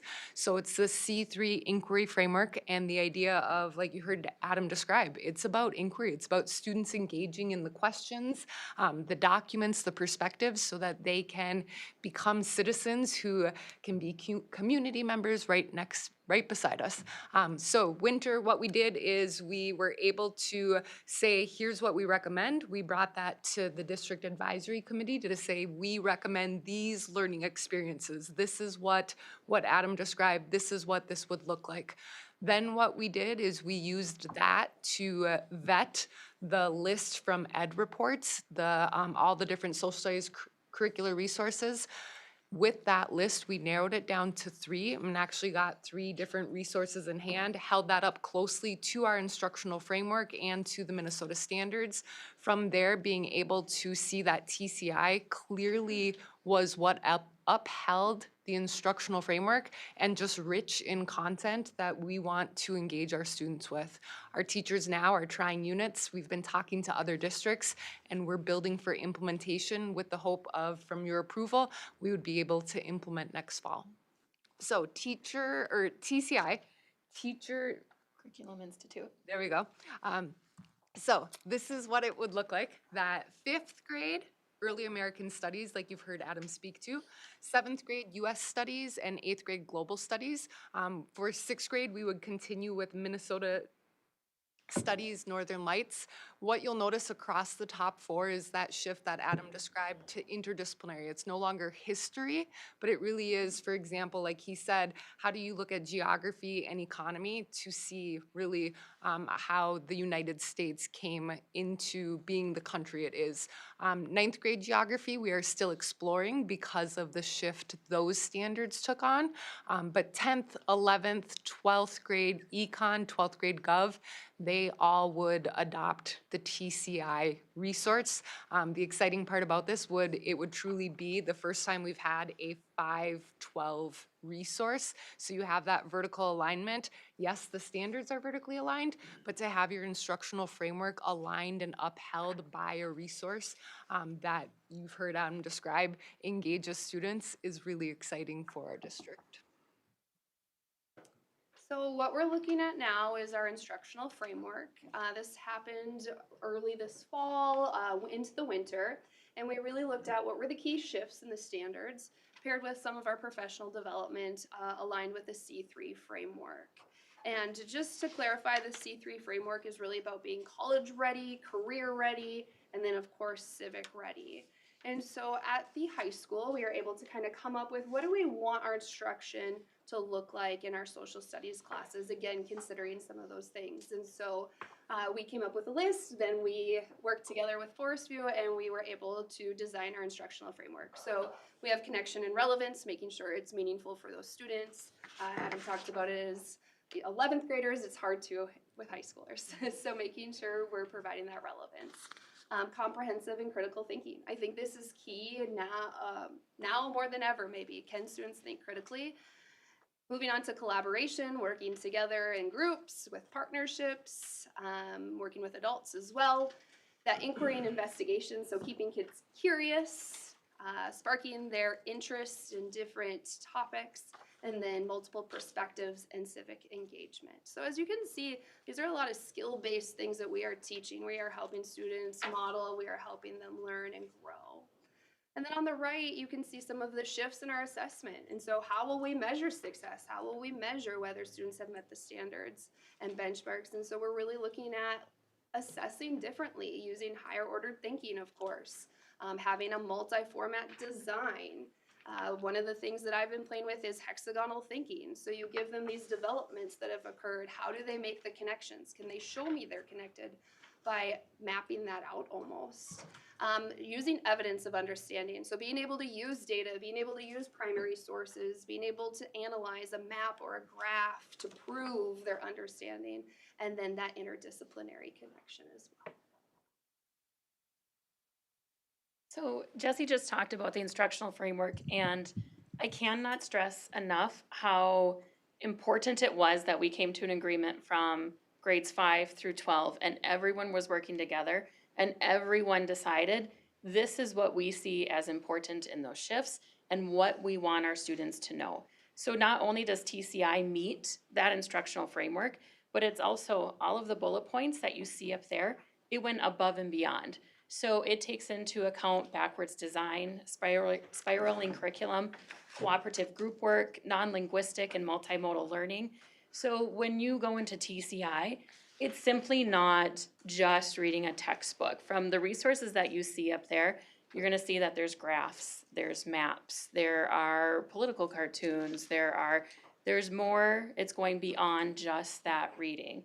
Teacher and student digital access to all courses was something that was very important to us as well, because if you're looking at 8th grade, and 8th grade is global studies, we're gonna be using the geography textbook that most closely aligns to the benchmarks with that.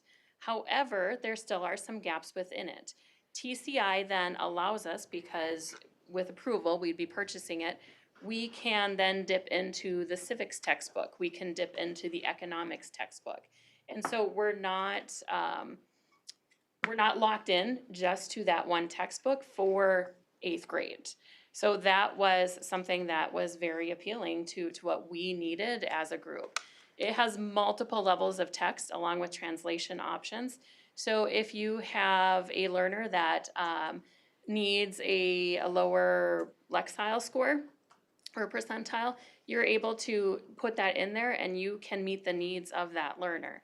In addition, if you have a learner who their first language is Vietnamese, you can automatically switch it to Vietnamese, you can do Spanish, you can do, I don't even know how many languages they had for options. And then within it, they provide slide decks that are like the 508 compliant, which is like fantastic. But within those slide decks, we can edit those and we can share it with our students, and we can share it with the other teachers that we are working directly with. And so that cooperation was, that was another big factor in saying, yes, is TCI the right one for us?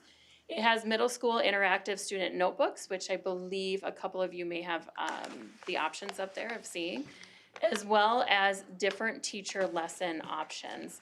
I believe, and Jesse and Adam may be able to speak to this more, I believe there are 3 different lesson options for every single lesson built within TCI. Yeah, there's additional stories, primary sources that you can see. Kids really like that. Yeah, right there. The textbooks themselves that Director Ward is looking at, our 5th graders love. I mean, there's text and there's activities, text activities, lots of discussion points. It's nice, I don't want to say old school, but going back to a little old school instead of the computers, the kids like having that right in front of them. And in front of Director Ederman, there's another to your right. There we go. The one, there you go. Oh, this one. Yep, that would be another example of being able to see the student-facing side of it. In front of Superintendent Grant, those are going to be primary sources and documents that, and I believe how it works, it's almost like students rotate and hands-on notice and wonder. What do you notice and wonder with this primary source? So getting students truly, they're in doing the work. I think what you'll notice too, as you are looking at different things, as we've talked about the shift to inquiry-based, the content, and it was 10th grade, World Studies, World History, that teacher who was trying a unit said, oh my gosh, the content is amazing. So you have amazing content alongside this instructional approach where students are asking questions, looking at primary sources, able to look across perspectives and do that higher level thinking of what do I think about this? How would I act civically based on what I'm learning, be it across economics, geography, history, or combined. So with that, we ask for your approval of the adoption of this resource, TCI, for 512 Social Studies, and invite you to ask us questions to better understand our recommendation. The teacher lesson options, I'm assuming then that, tell us how that works, the teacher lesson options. So they can shorten the instruction down. For example, I think this is meant for a 60-minute class period. You can shorten it down to 30-minute if you want to. They come with different texts that basically paraphrase what's already in the bigger textbook itself. So we have those if like we want to teach something briefly, or if we got something else going on that day, it's like, oh well, let's see what's in here instead, so that way we can use something that's shorter compared to what's in the book next to you. Yeah. I think our 10th grade colleague described what she really appreciated was, I can do my traditional lecture and notes and conversation that way. I can do textbook reading to prepare students for that demand, but then I can also do this inquiry approach, and I'm still going to meet the same learning goals, but I can take different avenues, and it could be based on time, or it could be what are my students' needs, so I can best engage them. So it allows for flexibility rather than. Yes. Yes. Sure. Awesome. Madam Chair? Mm-hmm. Shifts and assessments and success criteria. English, please. Yeah, so the idea of if our standards change, right? So the Minnesota standards change. If the standards change, what we're really saying is the learning goals are changing, right? So the learning goals are changing. Well, if the learning goals are changing, then you have to change how you assess for those learning goals. So what used to be, and I think many of us have experienced it, I know for myself, I took notes and I had a multiple choice test that I had to memorize and be able to, true, false, that sort of thing. The shift in the standards is that higher order thinking where are students able to be critical? Are they able to look across multiple perspectives, take their own stance? Well, if that's the case, you can't assess with a multiple choice test anymore. You really have to, and really what they say is, can students make arguments? Can they contribute as a civic-minded community member? So that's what that represents, is over on the right, that assessment has to look different and can't be a multiple choice test anymore. No, we don't, MCAs don't apply to social studies. Okay, so how do we know if kids are learning? Who are we gonna compare, who are we comparing it to? Are we gonna compare it to other school districts? Is it just something internally that you guys who work with the students all the time are gonna say, hey, this dude or, you know, whatever, they're doing well? I mean, how do we, I mean, how do we know that they're? So there is no cross-district comparison, that nothing exists like that. Yeah. But what you're describing is the work that our teachers have been invested in since Okay. of Am I Making an Impact? So we do common assessments. Okay. We have different PLC structures that here's the impact we want to make. What sort of assessments can we look at together to see if we are making that impact? Okay, cool. I mean, it was just curious because there's no MCAs for social Exactly. studies and. And actually, one of the powerful things, like I mentioned before, is the fact that we're working 5 through 12. So we don't have just one mind working on an assessment for world history. We have, I mean, it is all coming together to decide what should assessments look like so we can understand how are students learning this information. So we're not talking about K through 4. Not No, at this moment. not at this point. Nope. Okay. We've been here with literacy. We were gonna have the teachers just take on the literacy lift next year and not social studies on top of that. Okay. So- It'll be coming. Okay, cool, thank you. So was this program then piloted a little bit this year with the two of you? And you found it to be really user-friendly and? Yeah, back in February is when we first got the textbooks and got to play around with it on the computer, got to look at everything. The content was great. We were learning about the American Revolution at the time, right before the Revolutionary War. And I couldn't tell you exactly what pages they're on, but the stories in there were really, really interesting, and the kids really enjoyed it and really wanted to dig deeper. A lot of short answer responses for, rather than multiple choice, you know, they actually have to write out, hey, what did you learn, or what stood out to you? So it was really good.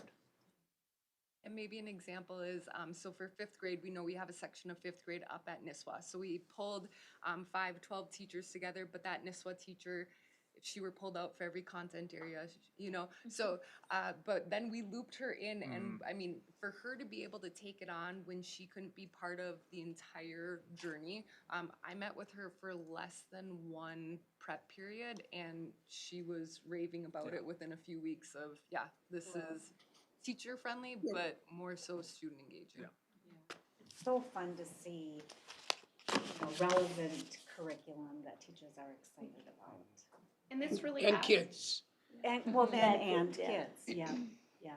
And this instructional framework really asks students to be active learners. They have to be part of the process. They have to do the learning with us and guide us too. Yeah, that's great. Lots of discussions, which has been a big thing. The kids really want to voice their opinion and do it in a respectful manner. Working with each other, it's been laid out very well for things like that. And the cool thing I'll brag about is starting in 5th grade, if I remember right, Adam, parent-teacher conferences, you all had the most visitors, but like in the most positive way. Like, what are you doing? My students coming home and asking the coolest questions about history, right? So We're the fact complaining about that. math. That was really nice. So that's starting in 5th grade, that's what it means to be in a social studies class, is that level of engagement, inquiry, and being able to, the idea of relevance. I want to talk about this beyond the classroom. Does this tie in with online too, Brandy? It does. TCI directly integrates into D2L, which is our learning management system. And myself and Justin Barnhart, we actually got a little tutorial of what does that look like, and it's pretty phenomenal the way that it does integrate. Yeah. Madam Chair, are we taking these one at a time for approval, or? Yeah, yep. I'll move social studies 512 curriculum. Second. All right, we've got a motion by Director Ward, a second by Director Dondelinger. Any further discussion? If not, all those in favor, please signify by saying aye. Aye. Opposed, the same. Motion Nice carries. job. Thank you for the rigorous work. And Dr. Cornea, in case we don't get a chance to say it. You probably want these back.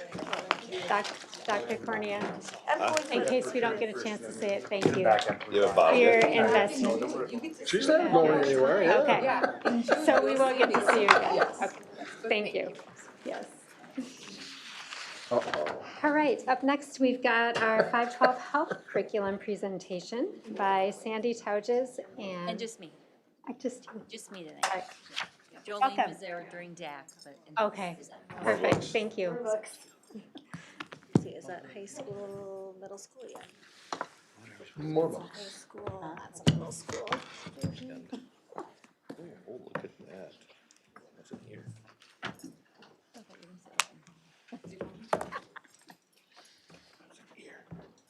Okay, I'm here to present on the health curriculum.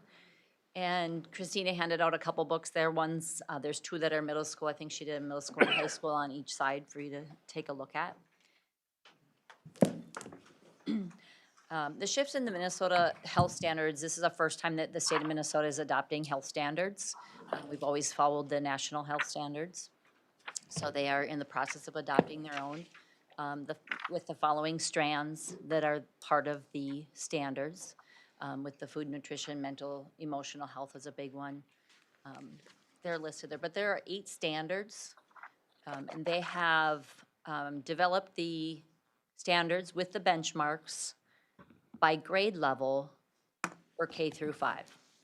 National standards were always done on a band of like K2 and 3-5.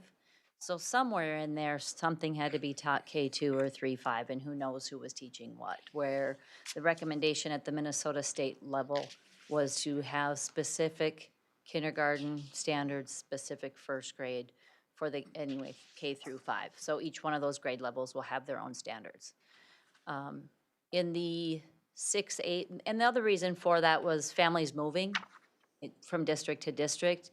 They would have at least had the standard already, not missed all of the health if health was taught in first grade and they came in second grade and now they didn't get it. And then the grade bands for 6, 8, and 9, 12.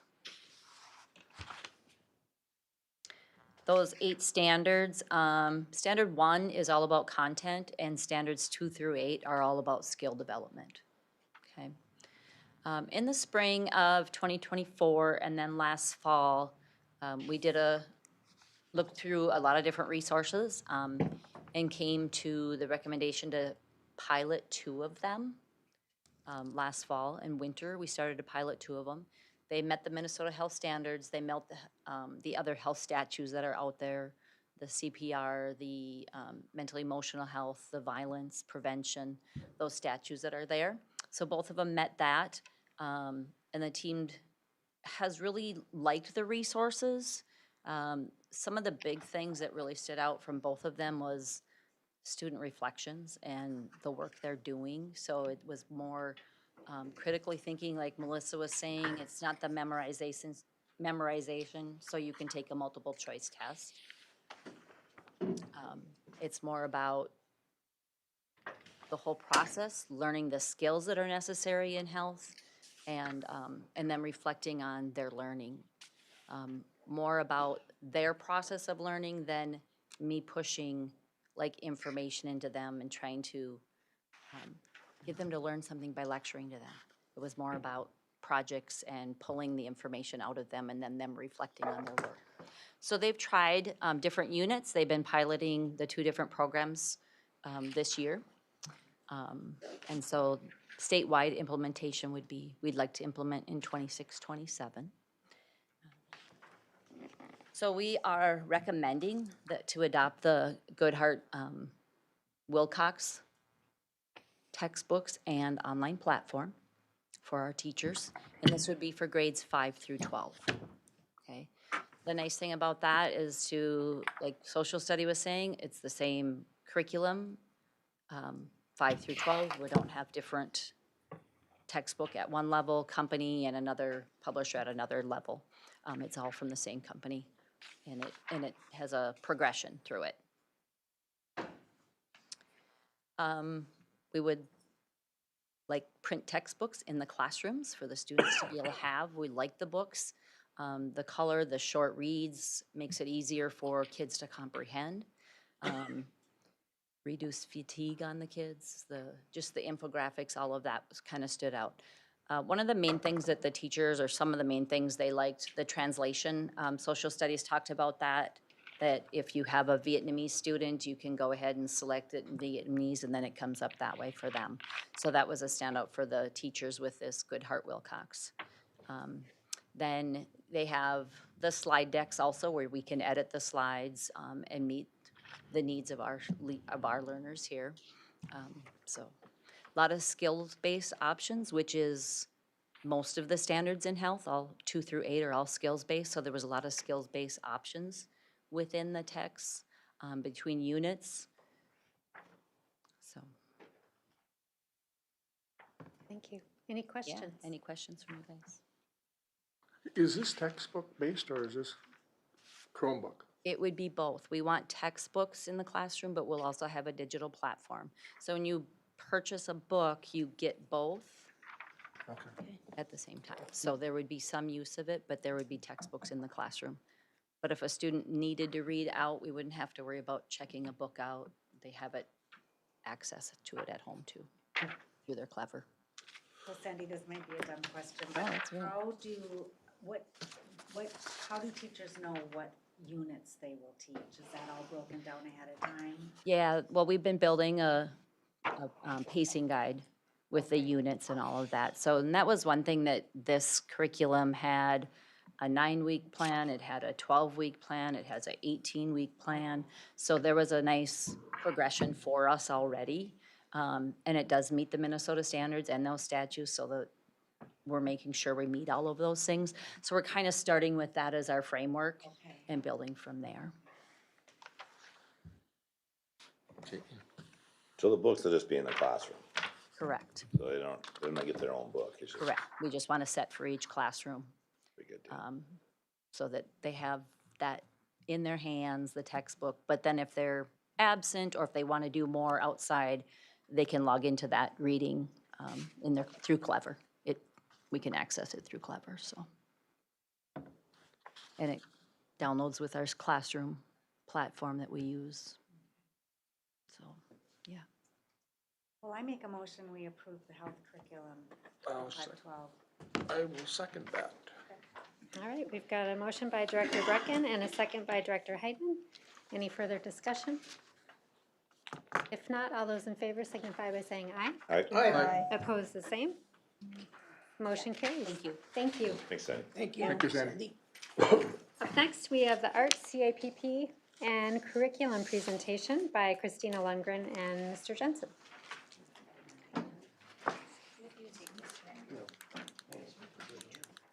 Welcome. Hello. The first one's when I read those. Thank you. Okay, last one. Thank you for having us here this evening. I'm going to start us off by doing a quick overview about our participation in the CAP program, the Comprehensive Arts Planning Program through the Perpich Center, and a little bit about our journey through that process. And then I'm going to transfer it over to Rick Jensen. He'll be talking about the recommended resource as a tool for our art educators. So last February, we applied to be a participant in this CAP program through the Perpich Center. And the reason why we submitted an application is that we were looking at how to provide art access to our students K-12, specifically in the areas of visual arts and media arts. So the requirement for students K-8 is that they have access to 3 art area choices, and then that they have opportunity to access or meet the learning in 2 of those areas. So our 3 art areas are music, visual arts, and media arts. At our high school, 912, it's very similar. Students should have access to 3 art choices, and then they have the opportunity to earn credit in one of those art areas. So we recognize that our media arts and our visual arts learning progression or scope and sequence K-12 had some opportunities to be further developed. And so that was our impetus for applying to be a part of this program. So we were selected, of the schools listed, we were selected to be a part of this program. And what we do is we work with the Perpich Center to help develop a 3-year strategic plan around an arts goal. And so this first year, part of our process was we did a comprehensive needs assessment with our art educators, so all of our elementary teachers who currently do art learning with their students, and then our 512 art educators to look at what are the needs. And then our Perpich Center support person helped us work through that information to identify what our goals would be for the year. And then we move into developing a strategic plan. So based on that work, our team identified 3 strategic, they call them strategic directions as part of their language for your strategic plan.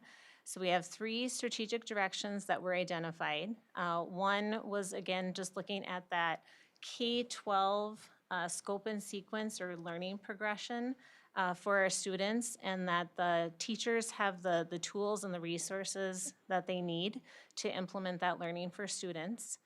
The second area was providing professional learning to our art educators with a focus on our elementary teachers, because this isn't a specialty, a content specialty. They're generalists, and they have the opportunity to teach all subject areas. So to help develop that professional learning for our elementary educators. And then the, oh, what's the login? Thank you. Boardroom. Oh, thanks. Tech glitch. Okay, and then our third strategic direction is community connection. So working with our community partners to really showcase the amazing art that our students are doing in the classroom. At the top is linked the larger plan. So from those 3 strategic directions, we identified focus areas. We broke that down into focus areas, and then we had to outline action steps or an action plan over the next 3 years. So next school year is really year 1 of our strategic plan, and then we'll move on to years 2 and 3 beyond that. So going back to that strategic direction number 1, looking at that learning progression for our students and developing that scope and sequence for visual and media arts, it was identified that our teachers need a resource or a tool to help with that implementation. And so the committee looked at some different options and settled on a resource called the Art of Education. This is designed specifically for teachers. It's a teacher-facing platform only, and it is developed specifically for art educators. And so I'm gonna turn it over to Rick Jensen to talk more about this particular resource. Thank you, Christine. Thank you all for this time too, to discuss this. I do teach art at the high school. I'm also an adjunct teacher at Central Lakes College, as well as about 25 years in the industry. I just say that because from that vantage, I have this to say about this awesome program. As part of our visual and media arts team, we took a close look at our K-12 curriculum. What we found was a clear opportunity, especially at the elementary level, to provide stronger structure, consistency, and support for our teachers and students. Right now, many K-5 classroom teachers are doing their best to teach art without dedicated resources or time to consistently align with Minnesota arts standards. This proposal helps close that gap in a meaningful, supportive way. The Art of Education curriculum aligns directly with Minnesota's standards, creating, presenting, responding, and connecting. Ensuring students aren't just making art, but thinking critically and making connections. It provides ready-to-use, high-quality lessons that reduce planning time while improving instructional consistency. And that was kind of key with this, just that consistent element. It also includes ongoing art-specific professional development, helping teachers feel confident and supported. This site is very robust. We're excited for what we've already seen in it. It's wonderful. Most importantly, it creates a sequential K through 5 experience. So students build skills year after year instead of maybe starting over each time, every year. That foundation carries forward into middle school and high school, strengthening our entire K through 12 program in the arts. On this next slide, just talking about our piloting and some of the outcomes we're already seeing. During the 2025-26 school year, our teachers piloted this curriculum in real classrooms. What we saw was very impactful. We confirmed strong alignment with Minnesota standards across all 4 of our strands. We saw increased consistency across grade levels with students building on prior learning. Teachers spent less time planning and more time engaging with students, especially at that K through 5 segment. We've strengthened both vertical and horizontal alignment across our schools, creating a more connected, cohesive experience for our students. And just in closing, to wrap this up, at its core, this proposal is about giving every student access to high-quality arts education and giving every teacher the tools to deliver it well. Because when we strengthen arts education, we're not just teaching students how to create, we're giving them the skills to think, solve, communicate, and see the world in ways that shape who they become. Thank you. I'll make a motion.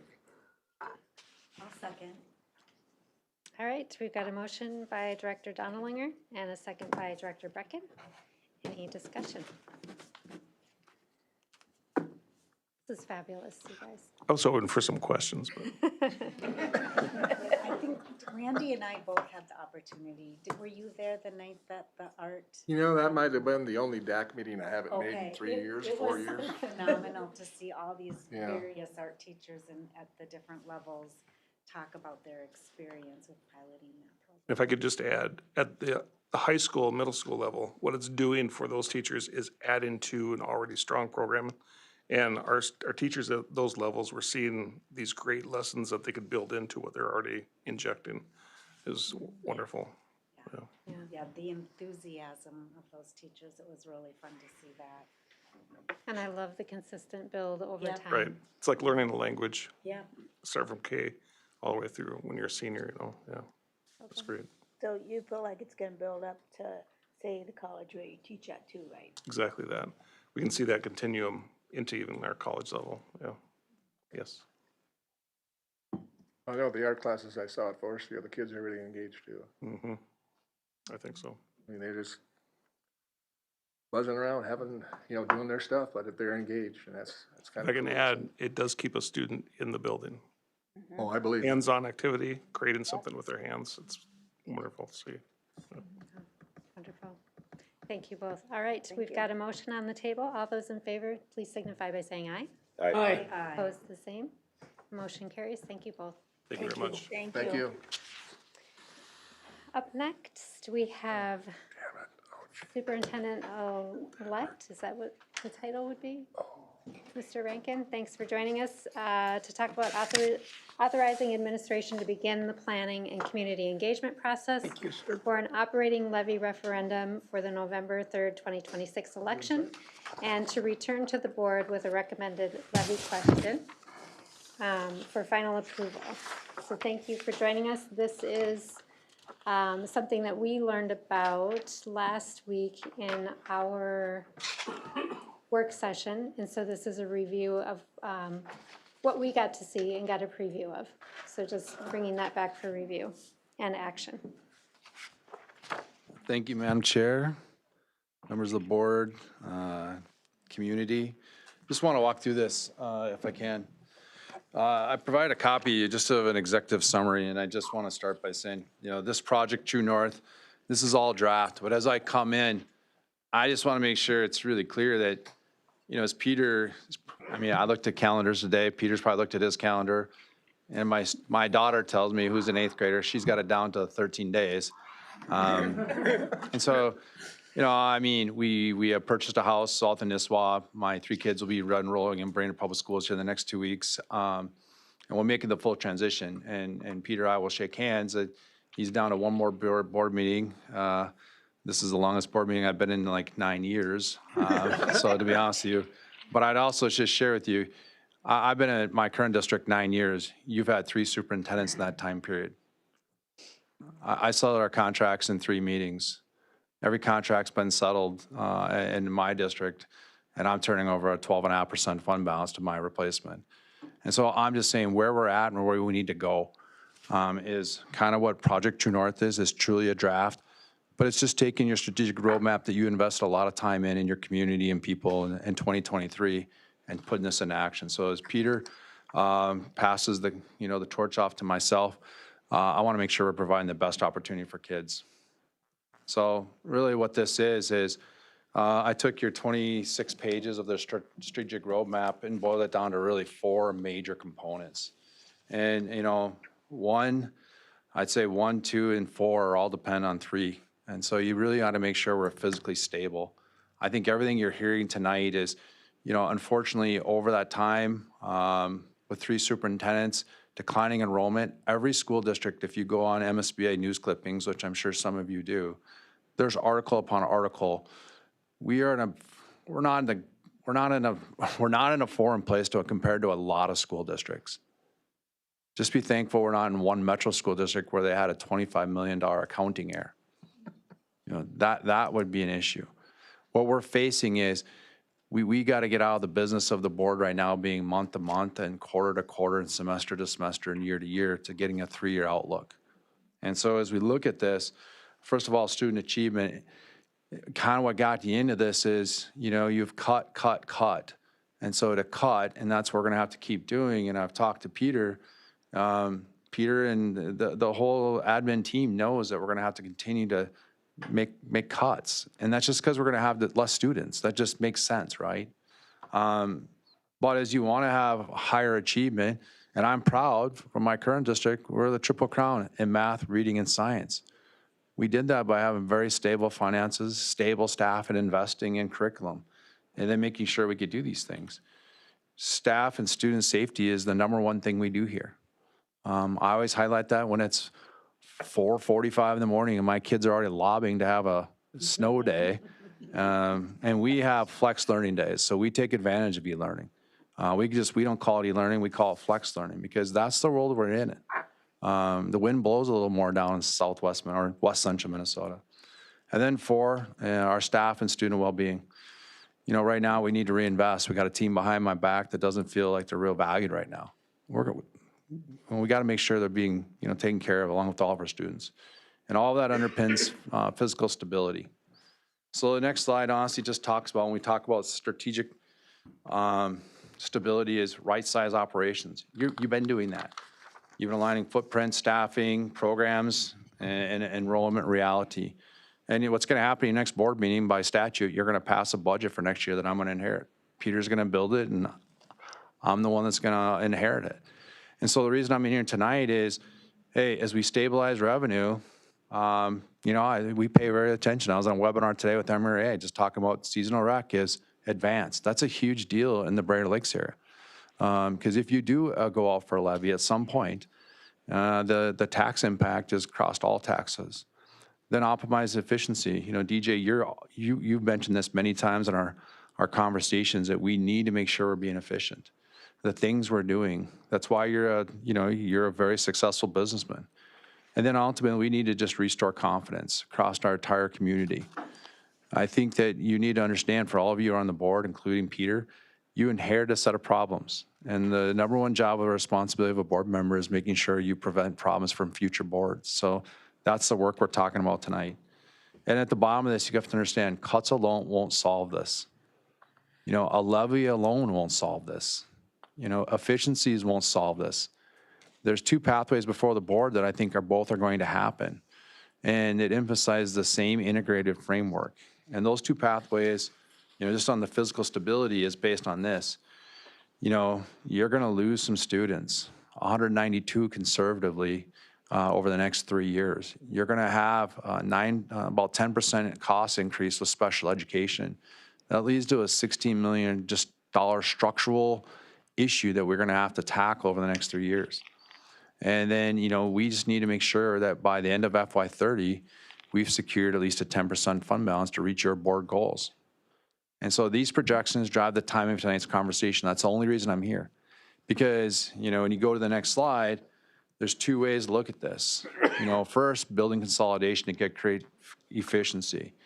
You know, so today I sent a spreadsheet to the board, I sent to Marcy, and, you know, and I've talked to Peter off and on about this, but let's just say we consolidate some buildings and we close 2 elementaries. You know, I think we could say between 1.8, you know, Marcy thinks it's probably closer to 2, but we need to have real analysis. What I'm asking you tonight is, at the work session on June 4th, allow Peter, before he leaves, you have 40 years of experience there. He's been in the seat for 2 years. Let's truly understand what consolidating of programs looks like. What is it? What would we get if we moved a program or, you know, transformed a program or did whatever we might want to do? So building consolidation, what does that look like? And then we need to understand, do we have the capacity if we close 2 buildings to cross-level kids into the 4 remaining elementaries if that's what we chose to do? Because you can't have a plan that's not feasible. Okay? And the thing on the bottom there is that work starts later. Decisions is fully with your board, decisions. There's no ballots. You can decide this right here at this room, but we want to have a clear analysis. On the right-hand side, you know, Pillar 2 emphasizes stabilized revenue. And so you've had Ellers come present to you, and, you know, 78% of districts take advantage of this. My current district, I mean, maybe I have it easy. We have a referendum at the lowest level, but it has the maximum equalization, and we have a capital projects levy that I increased by $500,000. My district gets $2 million more a year than Brainerd Public Schools does. You would take that and run. And we have 1/4 of the kids you have. And so there's a reason why we're leading in math and science and reading, because we invest. We also don't have huge turnover. And so that really rests with the voters. And so the reason why you look at this, both pathways will advance physical stability. Both require, you know, they're going to require work. And, you know, the other 3 are all strategic goals that this number 3 will drive the other 3. So the next slide, really what I'm looking at is what a $2 billion consolidation looks like. You know, I said, you know, on the base case, it's $1.2 million of savings in 5 years. Maybe it's $6 million. But I think at some point you're going to have to get creative, because the reason you haven't settled contracts is because you know, you're running lean. And so you have to be very, very efficient on what you offer, because long-term stability. True, Peter? Otherwise, you would have settled back in October like everybody else. And so, you know, in my 9 years, I always make sure that there's enough in when I build the budget last June to make sure we can get a settlement. That's why we settled in 2.5 meetings. And, you know, if I can afford $1, I'm going to pay $1. Because that's what I want to pluck staff out of Alexandria. So I've stolen 6 of their best teachers. I've stolen 2 of their principals. I think that's what I want to be competitive. And you know what really ticked me off in my days at Pequot is when Brainerd had a better contract and you stole some Brainerd, you know, some Pequot teachers to come to Brainerd that I fought hard to get there. That's when you were the shining beacon of the North Country, and we need to get back to that. And then you can just see the thing with the right-hand side, though, it's sensitive. You start closing buildings, look what happened across the state of Minnesota. You think you have a lot of people here tonight, and you have a lot of people outside. Wait till you decide to do something like that. The meeting won't be in here. It'll be in a gymnasium, because you're going to have 200 to 300 people that are going to have to want to talk to you about it. And so, you know, this is where we need to have this conversation. So the next one is, if you're going to have a referendum, you just need a direct administration, you know, because over your shoulder, Kelly needs to contact Ellers and get the exact ballot language. You need to contact Peter at Ellers, who's going to tell you exactly what, or MSBA to get the exact information that goes on the ballot. Ellers are going to run financial runs for you. Then you got to pick a number. We artificially just picked 5 million. Okay, what does that do over? Yeah, obviously 5 times 5 gives you 25 million. What's the cost monthly? $16. Well, maybe that's not where you want to be right now. You know, driving up here, at least Brainerd's 30 cents cheaper for gas, but, you know, down in my neck of the woods, 35% of our taxpayers are farmers. When you're paying $5.50 a gallon for diesel that they didn't pre-purchase, it's pretty hard to put an affordable crop in, not knowing what you're gonna get in the fall. So this is another conversation we need to have. Why now? Because we have the same destination. It's called physical stability. Just different timelines. So the reason I'm here is, if you're even gonna entertain a levy, I start work July 1st. Our board meeting is July 12th. This is 4 or 5 conversations, and even the 6 of you are divided on this, or you would have done it 2 years ago. But if you're gonna do it, you gotta start having those conversations now. This top one, obviously, if you're gonna do building consolidation, it's the same thing. You need to start having engagement as early as October and start having conversations October, November, December with a decision in January and then implementation the following school year. At some point, you have to generate additional revenue. Either you're gonna take it from internal or you're gonna get a little help from the voters. My recommendation is both. Because I think you're gonna need both, because neither, like I told you before, cutting's not gonna get you there, levy's not gonna cut it there. You're gonna have to do a combination of things. And I would think if you would have had the same superintendent 9 years, if Peter had been here 9 years, you would have probably already started to implement this 3 years ago. So as I come in and I'm worried about the next 3 to 5 years, I wanna get us to a better place. That's my job as a leader. And the reason I'm here tonight is I can see some rocky roads up ahead. And if we don't pick a smart route, we're gonna have some issues. So my request tonight is just authorize superintendent to fully develop 2 pathways to physical stability, a 2-building elementary consolidation and a November 26 operating levy. We're gonna, Peter and I will work on this work together with Marcy and Jason and Carrie and the principals. And on June 4th, bring both these to you. Tonight, you're not authorizing a levy. What you're authorizing is, hey, you've told me time and time again, Randy, there's not a plan. We need to get the core elements of a plan and bring it to you. Stephanie, I know you don't feel comfortable with this yet, but you told me too, you want a plan. I want to bring that plan to you on June 4th, because then in the June board meeting, you either can decide to move forward with the fall or we do it right in July when I get here. But it takes too much work now to pull us off on July 12th. Would you agree, Peter? Yep. And that's why I'm here tonight. So this is where we're heading. I just think we got to tell the truth about what we face. I think we needed to decide on transparent criteria, and then we need to rebuild our trust and through visible stewardship about what we're about to do. And tonight, honestly, the board's focused on the future of Brainerd Public Schools. It really begins with the permission to study, Madam Chair, not to the commitment to a single destination. So that's why I'm here tonight.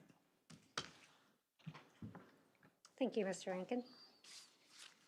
Any questions?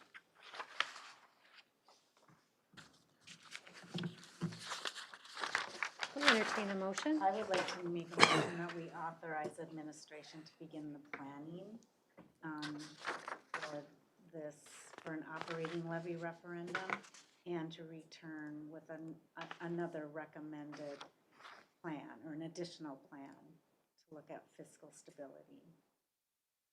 Second. All right, we've got a motion by Director Brecken, second by Director Ward. Any discussion? So the only option's gonna be to get rid of 2 elementary schools, Chip? No, to get to the money you're gonna save in the next 3 years, it's probably the most equal. With declining enrollment, it's not in the high school. Your high school is full. I mean, you got senior class of over 425, 430. I think you got 435 seniors graduating. I saw my daughter's class next year is right around 440.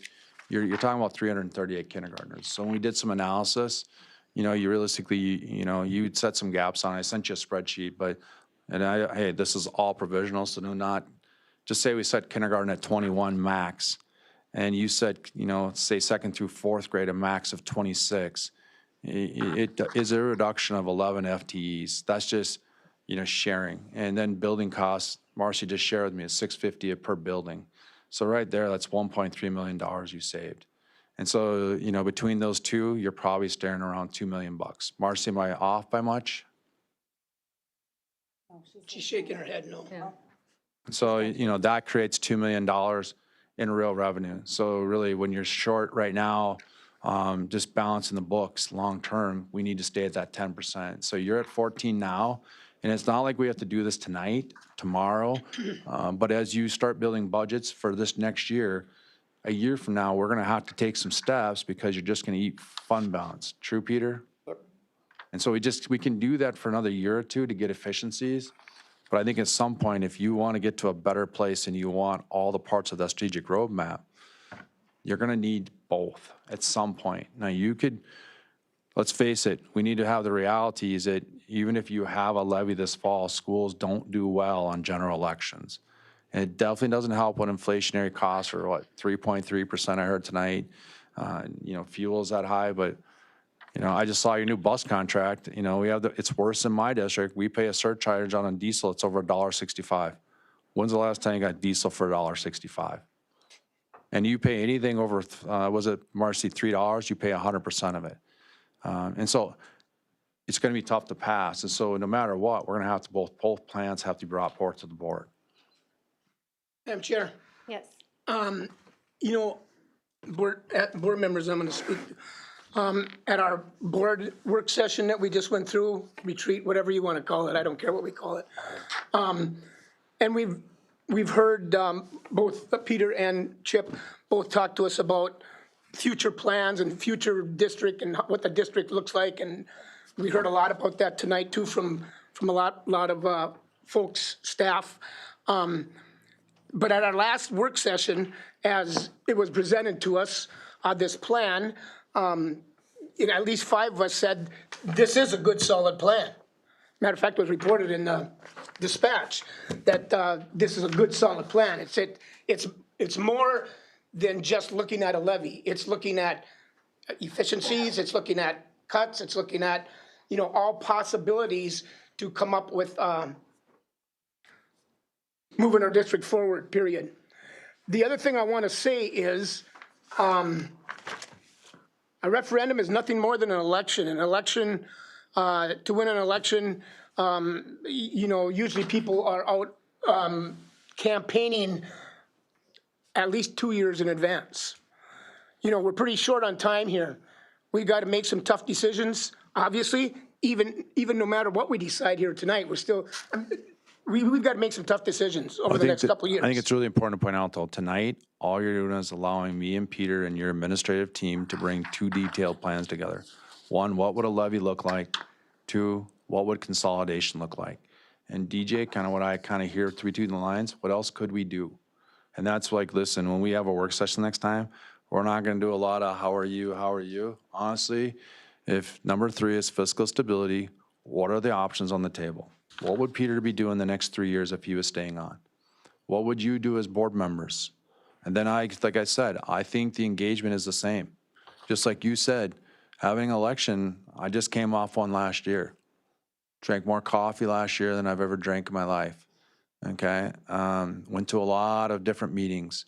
And, ultimately they failed.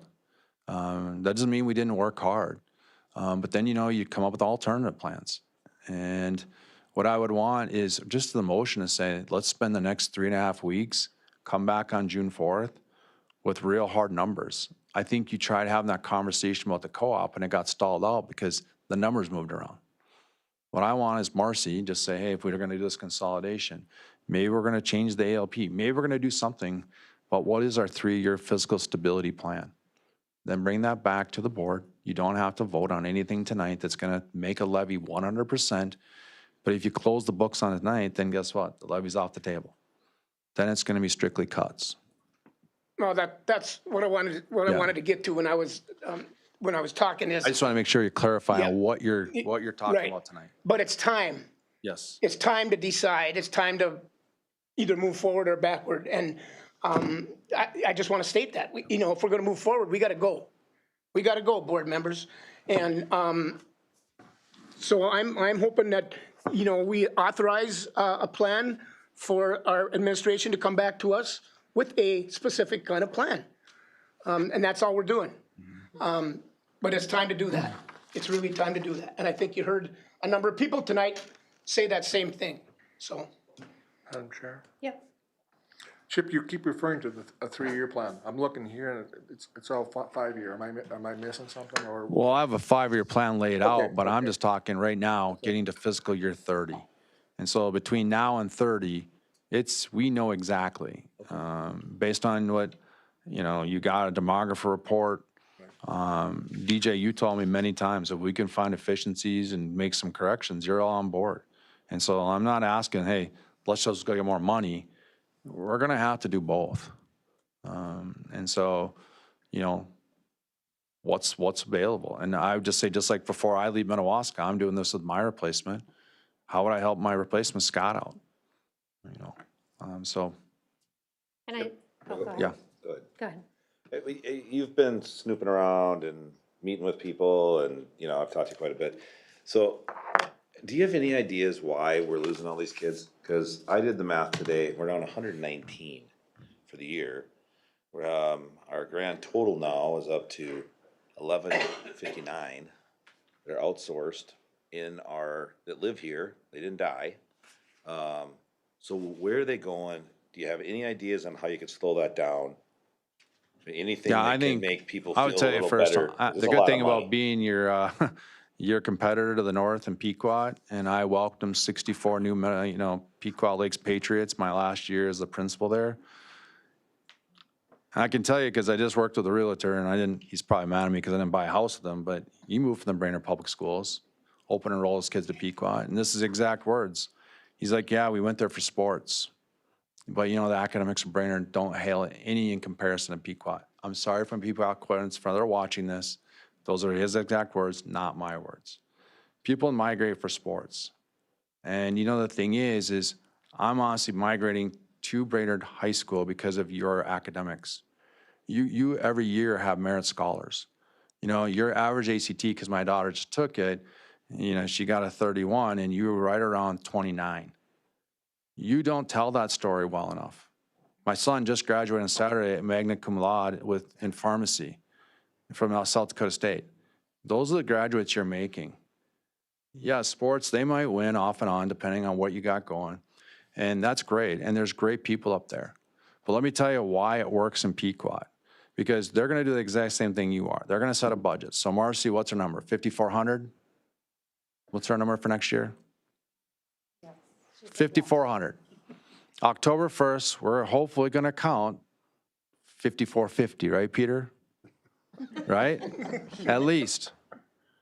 Okay, and we hope that number still is true. Marcy's like 5,600.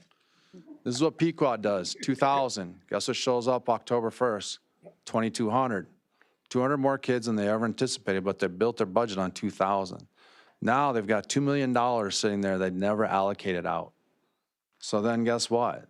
They don't worry about hiring extra teachers, extra EAs, extra this, extra that, because they don't have to worry about it. And they've been doing that for the last 15 years. Now they're full. Guess what Pequot can't do? They can't offer a full online high school, a full online middle school. We can. They can't offer all the college level courses with AP. We can. And I think we have to just get better at telling our story. And, I just think it comes back to tell your story. It's hard. We just don't do a good job of that. You have a lot of caring, compassionate people here that tell you all about the history of Brainerd, but you have to come here to listen to it. I honestly should be able to look at YouTube because I go there and watch some walleye fishing in the morning on Saturdays, drinking coffee, and I should get bombarded about Brainerd Public Schools, about the great things that are happening. And I just think we need to get better at telling our story. Academics, that's what's really going to matter. I do think, though, at some point we have to go back and survey every one of those families and ask them why. DJ, you told me you really read in the psychology of why people do something. We need to get inside that decision cycle and turn it around. I don't think we've ever lost this many as we have this year, at least as long as I've been on the board. It's always been about 50, 60. Yeah. And it seems something's wrong, and we can't blame the parents. The crazy thing is, Chip, is you keep talking about Pequot. I don't blame you because you have experience there, but Pillager's got almost, they could for sure have half again as many kids from Brainerd as Pequot does. Yeah, but I also think Pequot families, a lot of them from Staples. Not gonna lie, coming here for my kids, they're in a class of 107. My daughter's would be on the NHS president, the student council president, #1 singles. Now she's like, her and my sister, my other daughter played tennis yesterday because they're gonna be playing Brainerd tennis, and she wants to make sure she's ready because they're going up to 3A tennis. And so when you go down to Little Minnewaska, it's a lot smaller pool, not as competitive. But if you're really preparing our kids truly to be college ready, Brainerd Public School is going to do that. Because my kids are going to go off to the U of M, SDSU, wherever it might be, and I want to make sure they get the best preparation. I think it does start with stability, though. And I think that Yeah, I would say this, if I have $1 to spend, I want the best paid staff, the best contract, because continuity and good things, look at any sports team. Continuity with good leadership builds long-term performers. We just haven't had that, and I think we just got to get back. That's why I'm here. So, Madam Chair, I just recommend that you direct the administration, and we come back with a plan on June 4th. I do think you're going to need to do both. I realize you're not all there tonight, but I think as you start going down this, what I don't want to happen in January when we start going down this path and you have 400 people telling you you're not doing this, you're not doing this, you explored every option. You know, I've spent a little bit of time in Forest View this spring, and, I mean, every day I witness firsthand how great that staff is and how they go above and beyond to make sure they're not only providing meaningful lessons for their students, but they're also nurturing good humans. And there's systems in place to deal with harassment, there's systems in place to deal with the most vulnerable students. And I think at the end of the day, you leave that building and you think, we need to make sure our teachers have a fair and equitable contract that communicates we value them. And we need to take advantage of every possible resource to continue to support our students, to encourage their success, their achievement, and our teachers' success, or staff success. And also I allude to, I completely agree, and I would allude to, I've had some of your staff visit my school, and we're, having an intensive mental health care and treatment facility, Win Academy that we have. So we've had Amy Jordan down, we've had Jennifer Johnson down, we've had some other people down to say, okay, if we reprogrammed, we could potentially bring over 125 kids, and that would bring positive revenue. And we bill for $650,000 of medical assistance. That's real money. I think you already did this with, Marcy and John. You got Paul Bunyan coming up. We are going to take in $250,000 in revenue that we did not have last year. That was sharpening your pencil, and there's space we're leasing, services we're providing. That's an example of efficiency you're going to gain. That's not just 1 year, that's enduring. That's my concern, is that how many years did we not get the 250 that we should have? And you that's told me to that. me, Huh? we didn't. This is next year's our first year, so it's like, That's why I feel so bad about this decision, because I don't feel as though we're razor sharp, yeah, but guess what? You're We wanted sharper to get now. winning. We got one win. That's good. Celebrate. Clap your hands, because we'll take it. We're taking it. Better than losing 250. Yeah. So let's just take that. Yeah. Is that care facility that you have, I mean, you're saving kids from leaving your school district, number one. Yeah, but we're Okay, also taking, but- honestly, we're but taking. Let me ask you yeah. this, do you also, can you also, third-party bill for them, those Oh, kids? yeah. John, we only service, huge. there's only 4 kids that from huge. Minnewaska attended. There's 49 that we're charging our districts the full price. So what I just asked was, our SLP folks, third-party bill, we're billing the medical insurance companies for services, which we recover and we get money for, and it's significant. It's a significant. It's item. also, you're getting at the core of what those kids need. That's They exactly need intensive right. mental health. And Yep. so some of the kids that maybe you're seeing right now, Michelle, they would need to get more intensive services. You can't spread that peanut butter across 7 sites, so you try to concentrate it to make it cost effective, right? So, any other questions? Not a question, but a comment, and I know we've talked a little bit about this, but I do appreciate that you brought the framework for a plan, and it gives us a vision of the future. It pulls us out of the weeds a little bit and out of the month to month, and I think that's important for this board, and I think we can rally around that. And the other thing I would say is bringing you in as superintendent, I think was an important decision for us. In doing that, we put our trust in you and we put our future in your hands to make a professional recommendation.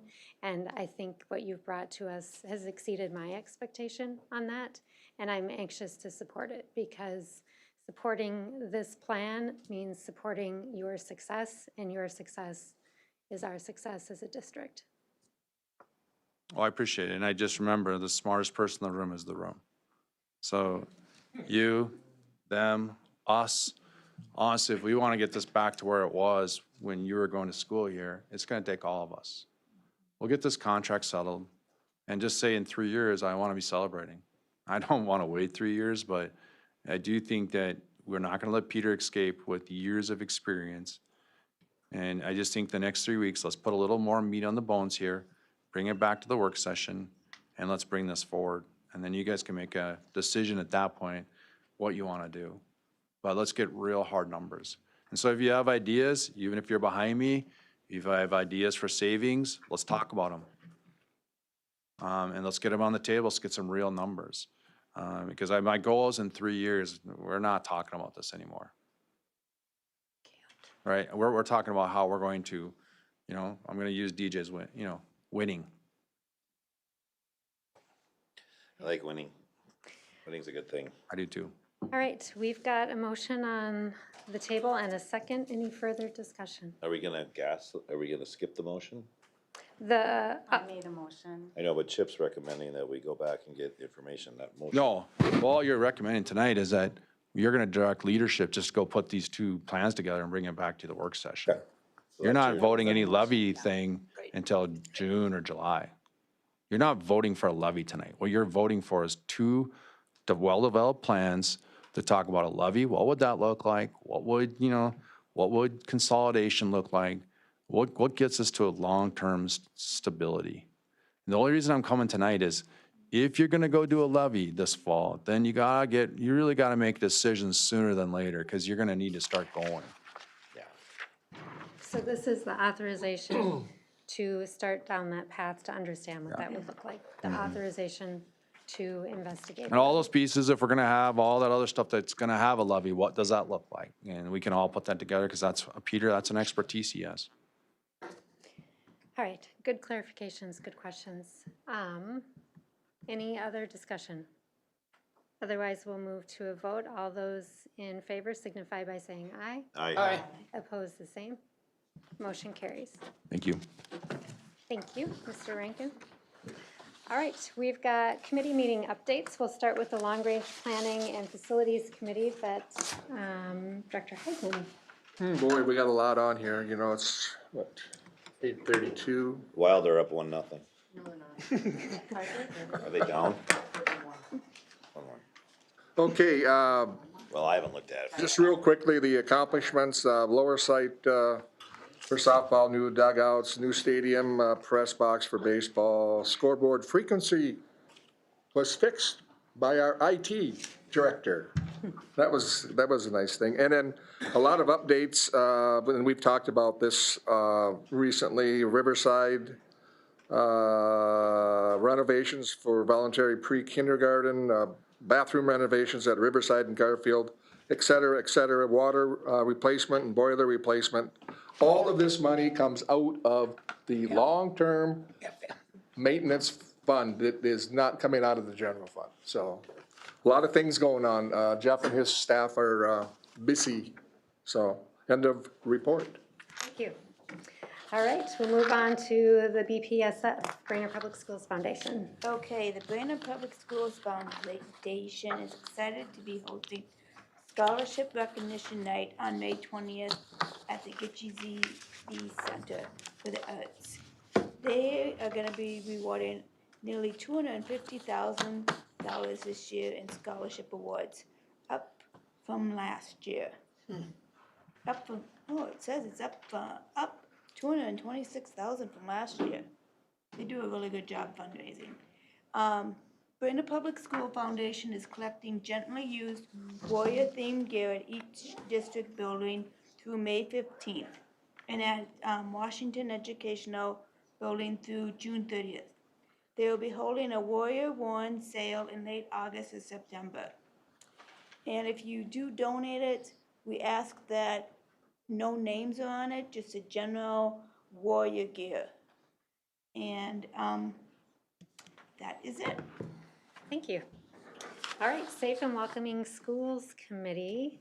Okay, so we met on May 7th, basically to just recap this year's effort at providing ongoing interrupter training that was given to principals to be shared with their staff. We also had a send-off to one of our faithful students who had supported our efforts and gave meaningful input while in high school. And I'll just go into the Wellness Task Perfect. Force. We had received a $2,000 grant and decided to split that amount between the 4 buildings that house 5 through 12 students. Members of our committee will now meet with Superintendent Rankin when he comes on board to talk about the mission and vision of this committee going forward. Great, thank you. And APAC, Director Ward. So, I'll just cover some of the things that we talked about at the meeting. We started by talking about budget overview and funding updates, and one of the problems, it's kind of like the free and reduced lunch kind of deal, where people don't fill out the forms anymore, because they get. Me too. APAC gets funding, federal funding, based on forms that are filled out. So there's a move to try to find a better way to get more Indigenous people to fill out the forms so that the funding can occur for them. Let's see, federal hearing and community input. Families and students desire more empathy and understanding from a wider community. The graduation culture policy, there was a talk about talking to about graduation, having like, you know, the military, they display the military robes, or, you know, they say Navy or Army. Oh, is he gone? I was gonna say, Chip, help me with that. They have those ropes around their necks. or Right, whatever it is. right, so there was discussion about that as well, with the Indigenous community. Also, I'll just close by saying that there was a discussion about school board and APAC collaboration. Without going into everything, you know, there needs to be better data sharing between district and APAC for grant reporting and program improvement. And, you know, we just haven't gotten to that in any of our meetings because we've run out of time, but we still need to continue to dialogue about the collaboration and the non-concurrence that comes from the district, comes from the school board and not the district. So that's my report. Thank you, Director Ward. What do you mean it comes from the district, not us? They saying we're non-compliant as a school board. And Business Services Report. The response has Director to Lord. come from the school board questions. Okay. In your packet is the financial report. There's nothing new to note there. And I know that you guys wanted an update on the next year's budget every month. We're sitting at about a projected 3.4 million deficit. And that's with the transportation contract that is incorporated in that. Otherwise, no new changes. We'll talk more about that at the upcoming retreat or work session, whatever it's called. The enrollment report, DJ, you did speak to this. We are down 146 K through 12 since the beginning of the year. And I did run some analytics on that, and that is the highest it's ever been in the last 5 years. We're down 2.6%. And looking at the last 5 years, the average was about 1.6. So it's a 1% difference compared to the average. And again, I know we talk about this, why. If they don't fill out the forms, we don't know the why. There is a form, but not everybody fills out the form, so. When they leave the district, Yes, but we don't call them, it's not a part of the process, no. so we don't know. Not if they don't fill out the form. How many But we fill out don't the know. form? How many fill out the form? I don't know the 10%? percentage. I'm wondering if we could set up some kind of volunteer people that might be willing to contact families when students leave, just to start to gather some analytics about that. Yeah. And I think there's probably a lot of retired people that would be happy to make some phone calls and just follow up. Let's see. Really wouldn't take that long. No, it shouldn't. I know. Well, I don't think we need volunteers. I think the school should, I mean, he's only talking about, if you lost 145 people in 8 months. So what is that? That's 17 a month, Maybe. so it's one a day. Task somebody in the Yeah, building It's to, just one a day. It's not like, I gotta talk to him for 2 hours. right. It's gonna be a 5, you know, if you had a little, But create you know, a like 5 form. questions. Yeah, create a form and Then if there's something they'd like to talk to Input about, that maybe give it to data. somebody else. yeah, I think that would be good information. But if we can find some solutions, it's dollars then. That's the kind of stuff we do Yeah. in my world. Yeah. We should come up with some questions. Yeah. That's the kind of stuff we do. What? That's the kind of stuff we do. It's easy stuff. Yeah. Like you can do 3 questions and then Oh, I if they answer see. one of them wrong, Yep. then we pass it up to somebody higher up. Yep. That can get back to you and Oh. make you We happy. need to find out why they are leaving. If you don't know, you don't know, you know? We've been wondering that now since I've been on the board. What? Why we're losing students. I know. We all have our ideas. Do we have to give them some, I mean, do they expect something from us when they leave? What do you mean? The transcripts. What do you mean? Really, the only time we know if they're left is when there's a request for a transcript. That's when you. They just don't show up for school. Okay. Yeah, they just don't show up anymore. Okay. I suppose, okay, huh? Okay, so we're looking to find out why they left, right? But sometimes we don't know. Don't give them their transcripts until You they have fill out to. the form. You have to. Why not?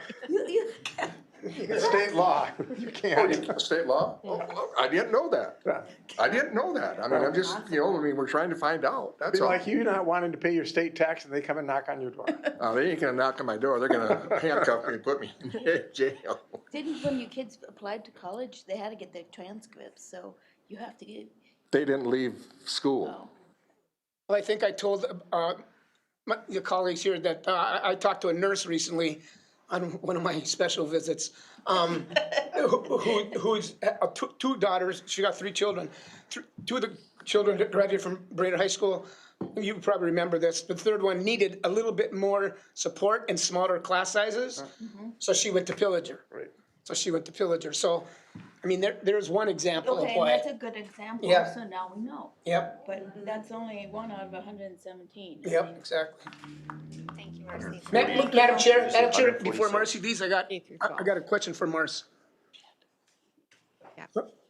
So, I emailed Marcy today, in the news today, I'm gonna talk about that.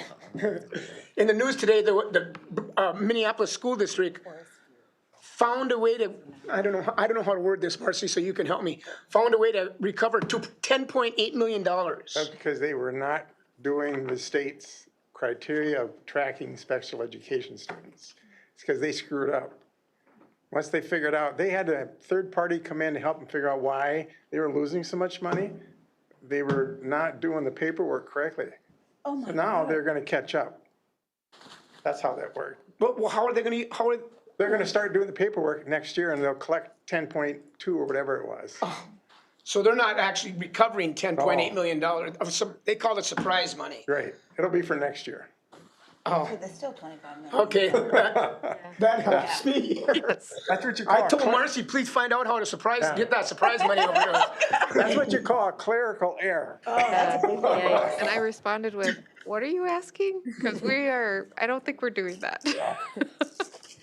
Thank you, Marcy. Thank you, Marcy. All right, superintendent's report. Okay, so I have a little bit of humor to share. I went on a bus ride today with LC. And if you ever don't want to ride on a bus, don't. It was the roughest road. Anyway, we were trying to figure out why we're having problems picking up one student who is on a road that's under construction. And there's a road blocking that said road closed. Well, it's pretty tough for a bus to get through there, but, so we came to the idea that as long as the road is dry, the bus can get there. But if it's wet, the bus is not coming, because it's just gonna be a mud pen. But the whole point was, it was the most miserable ride I've had in a long time, and I can understand why kids probably get a little bit rambunctious on a bus. It was crazy. Second thing is that over the next 10 days or so, there's gonna be lots of end of the year celebrations. Kindergarten, Welk, 4th grade, 8th grade, May 29th is senior graduation. We've got tournament starting and so forth. So over the next 10, 12 days, it's gonna be chaos. But if you wanna have some fun, I think tomorrow Riverside is doing their mile run. It's kind of amazing how those kids don't get lost in the traffic. But, so anyway, it's a lot of fun. But now I do want to add something a little bit serious, and it's a little bit of what some speaking was done tonight, but since the first day of school, there's been a lot of anxiety in the buildings about budget cuts. We've had to talk about it every single week. And it starts out with we don't know, to we think we know, to we start making plans, and it gets on everybody's nerves. And it becomes a burden of, do we have to talk about it again? And every time we have an administrative meeting with the principals, we're talking about budget cuts. So as I walk into the buildings, I can feel the anxiety that has started from the first day of school. And then we start talking about people losing their jobs. When we get to that point where we know who's going to stay and who isn't, that adds more pressure to it. And as it came up, quite a few of the discussions, we've been in 1 year in negotiating 4 contracts, we've only settled 1. That's another piece of anxiety. People want to get that settled, I get that. Easier said than done. And the tough part is going to be with what Chip brought forward this evening. That's just the tip of the iceberg if better decision-making doesn't happen. You cannot hope for something to be better. Hope is Hope a is not a lousy. strategy. Hope is not a strategy. And I'm just hoping that good decisions are going to be made in the next 30 days or so that does have a strategic plan that you can use to move forward. But if you hope something's going to change, it's not going to happen because you've been hoping for 5 years and nothing's changed except things have gotten worse.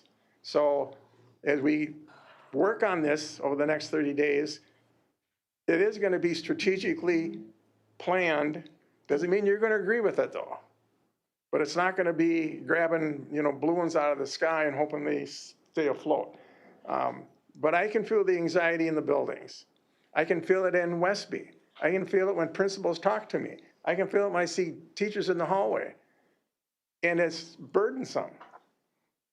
And I think probably the best thing that can happen is June 4th. Because then at least there's a little bit of anxiety that can release itself because school's over. That doesn't mean that the problems are solved. But it gets the air pressure in the building keeps getting higher and higher and tighter. And it's not fun. And this time of the year, it should be fun. We're going to celebrate a lot of great success with the kids. We got the MCAs out of the way. Fastbridge just about done or is done. Those are all things we've been building for. But we got to get some of this crap off our back. Because it's, when I got here at the beginning, I said, if you keep carrying all those bricks in your backpack, how are you ever going to feel better? You got to get rid of the bricks. Well, these last few bricks aren't easy to get rid of. So we got a lot of work to do, and we got to get it done, but it's got to be something that is strategically planned. It cannot be a wish and a hope. Otherwise, we're going to fail. And that would be it. Thank you, Superintendent Grant. All right, we've got all kinds of future meetings and important dates and events on there, including all the graduations and upcoming things. So exciting time. We'll look for a motion to adjourn. Oh my God. Second. We've got a motion and a second. Assuming no discussion, all those in favor signify by saying aye. Aye. Opposed, the same.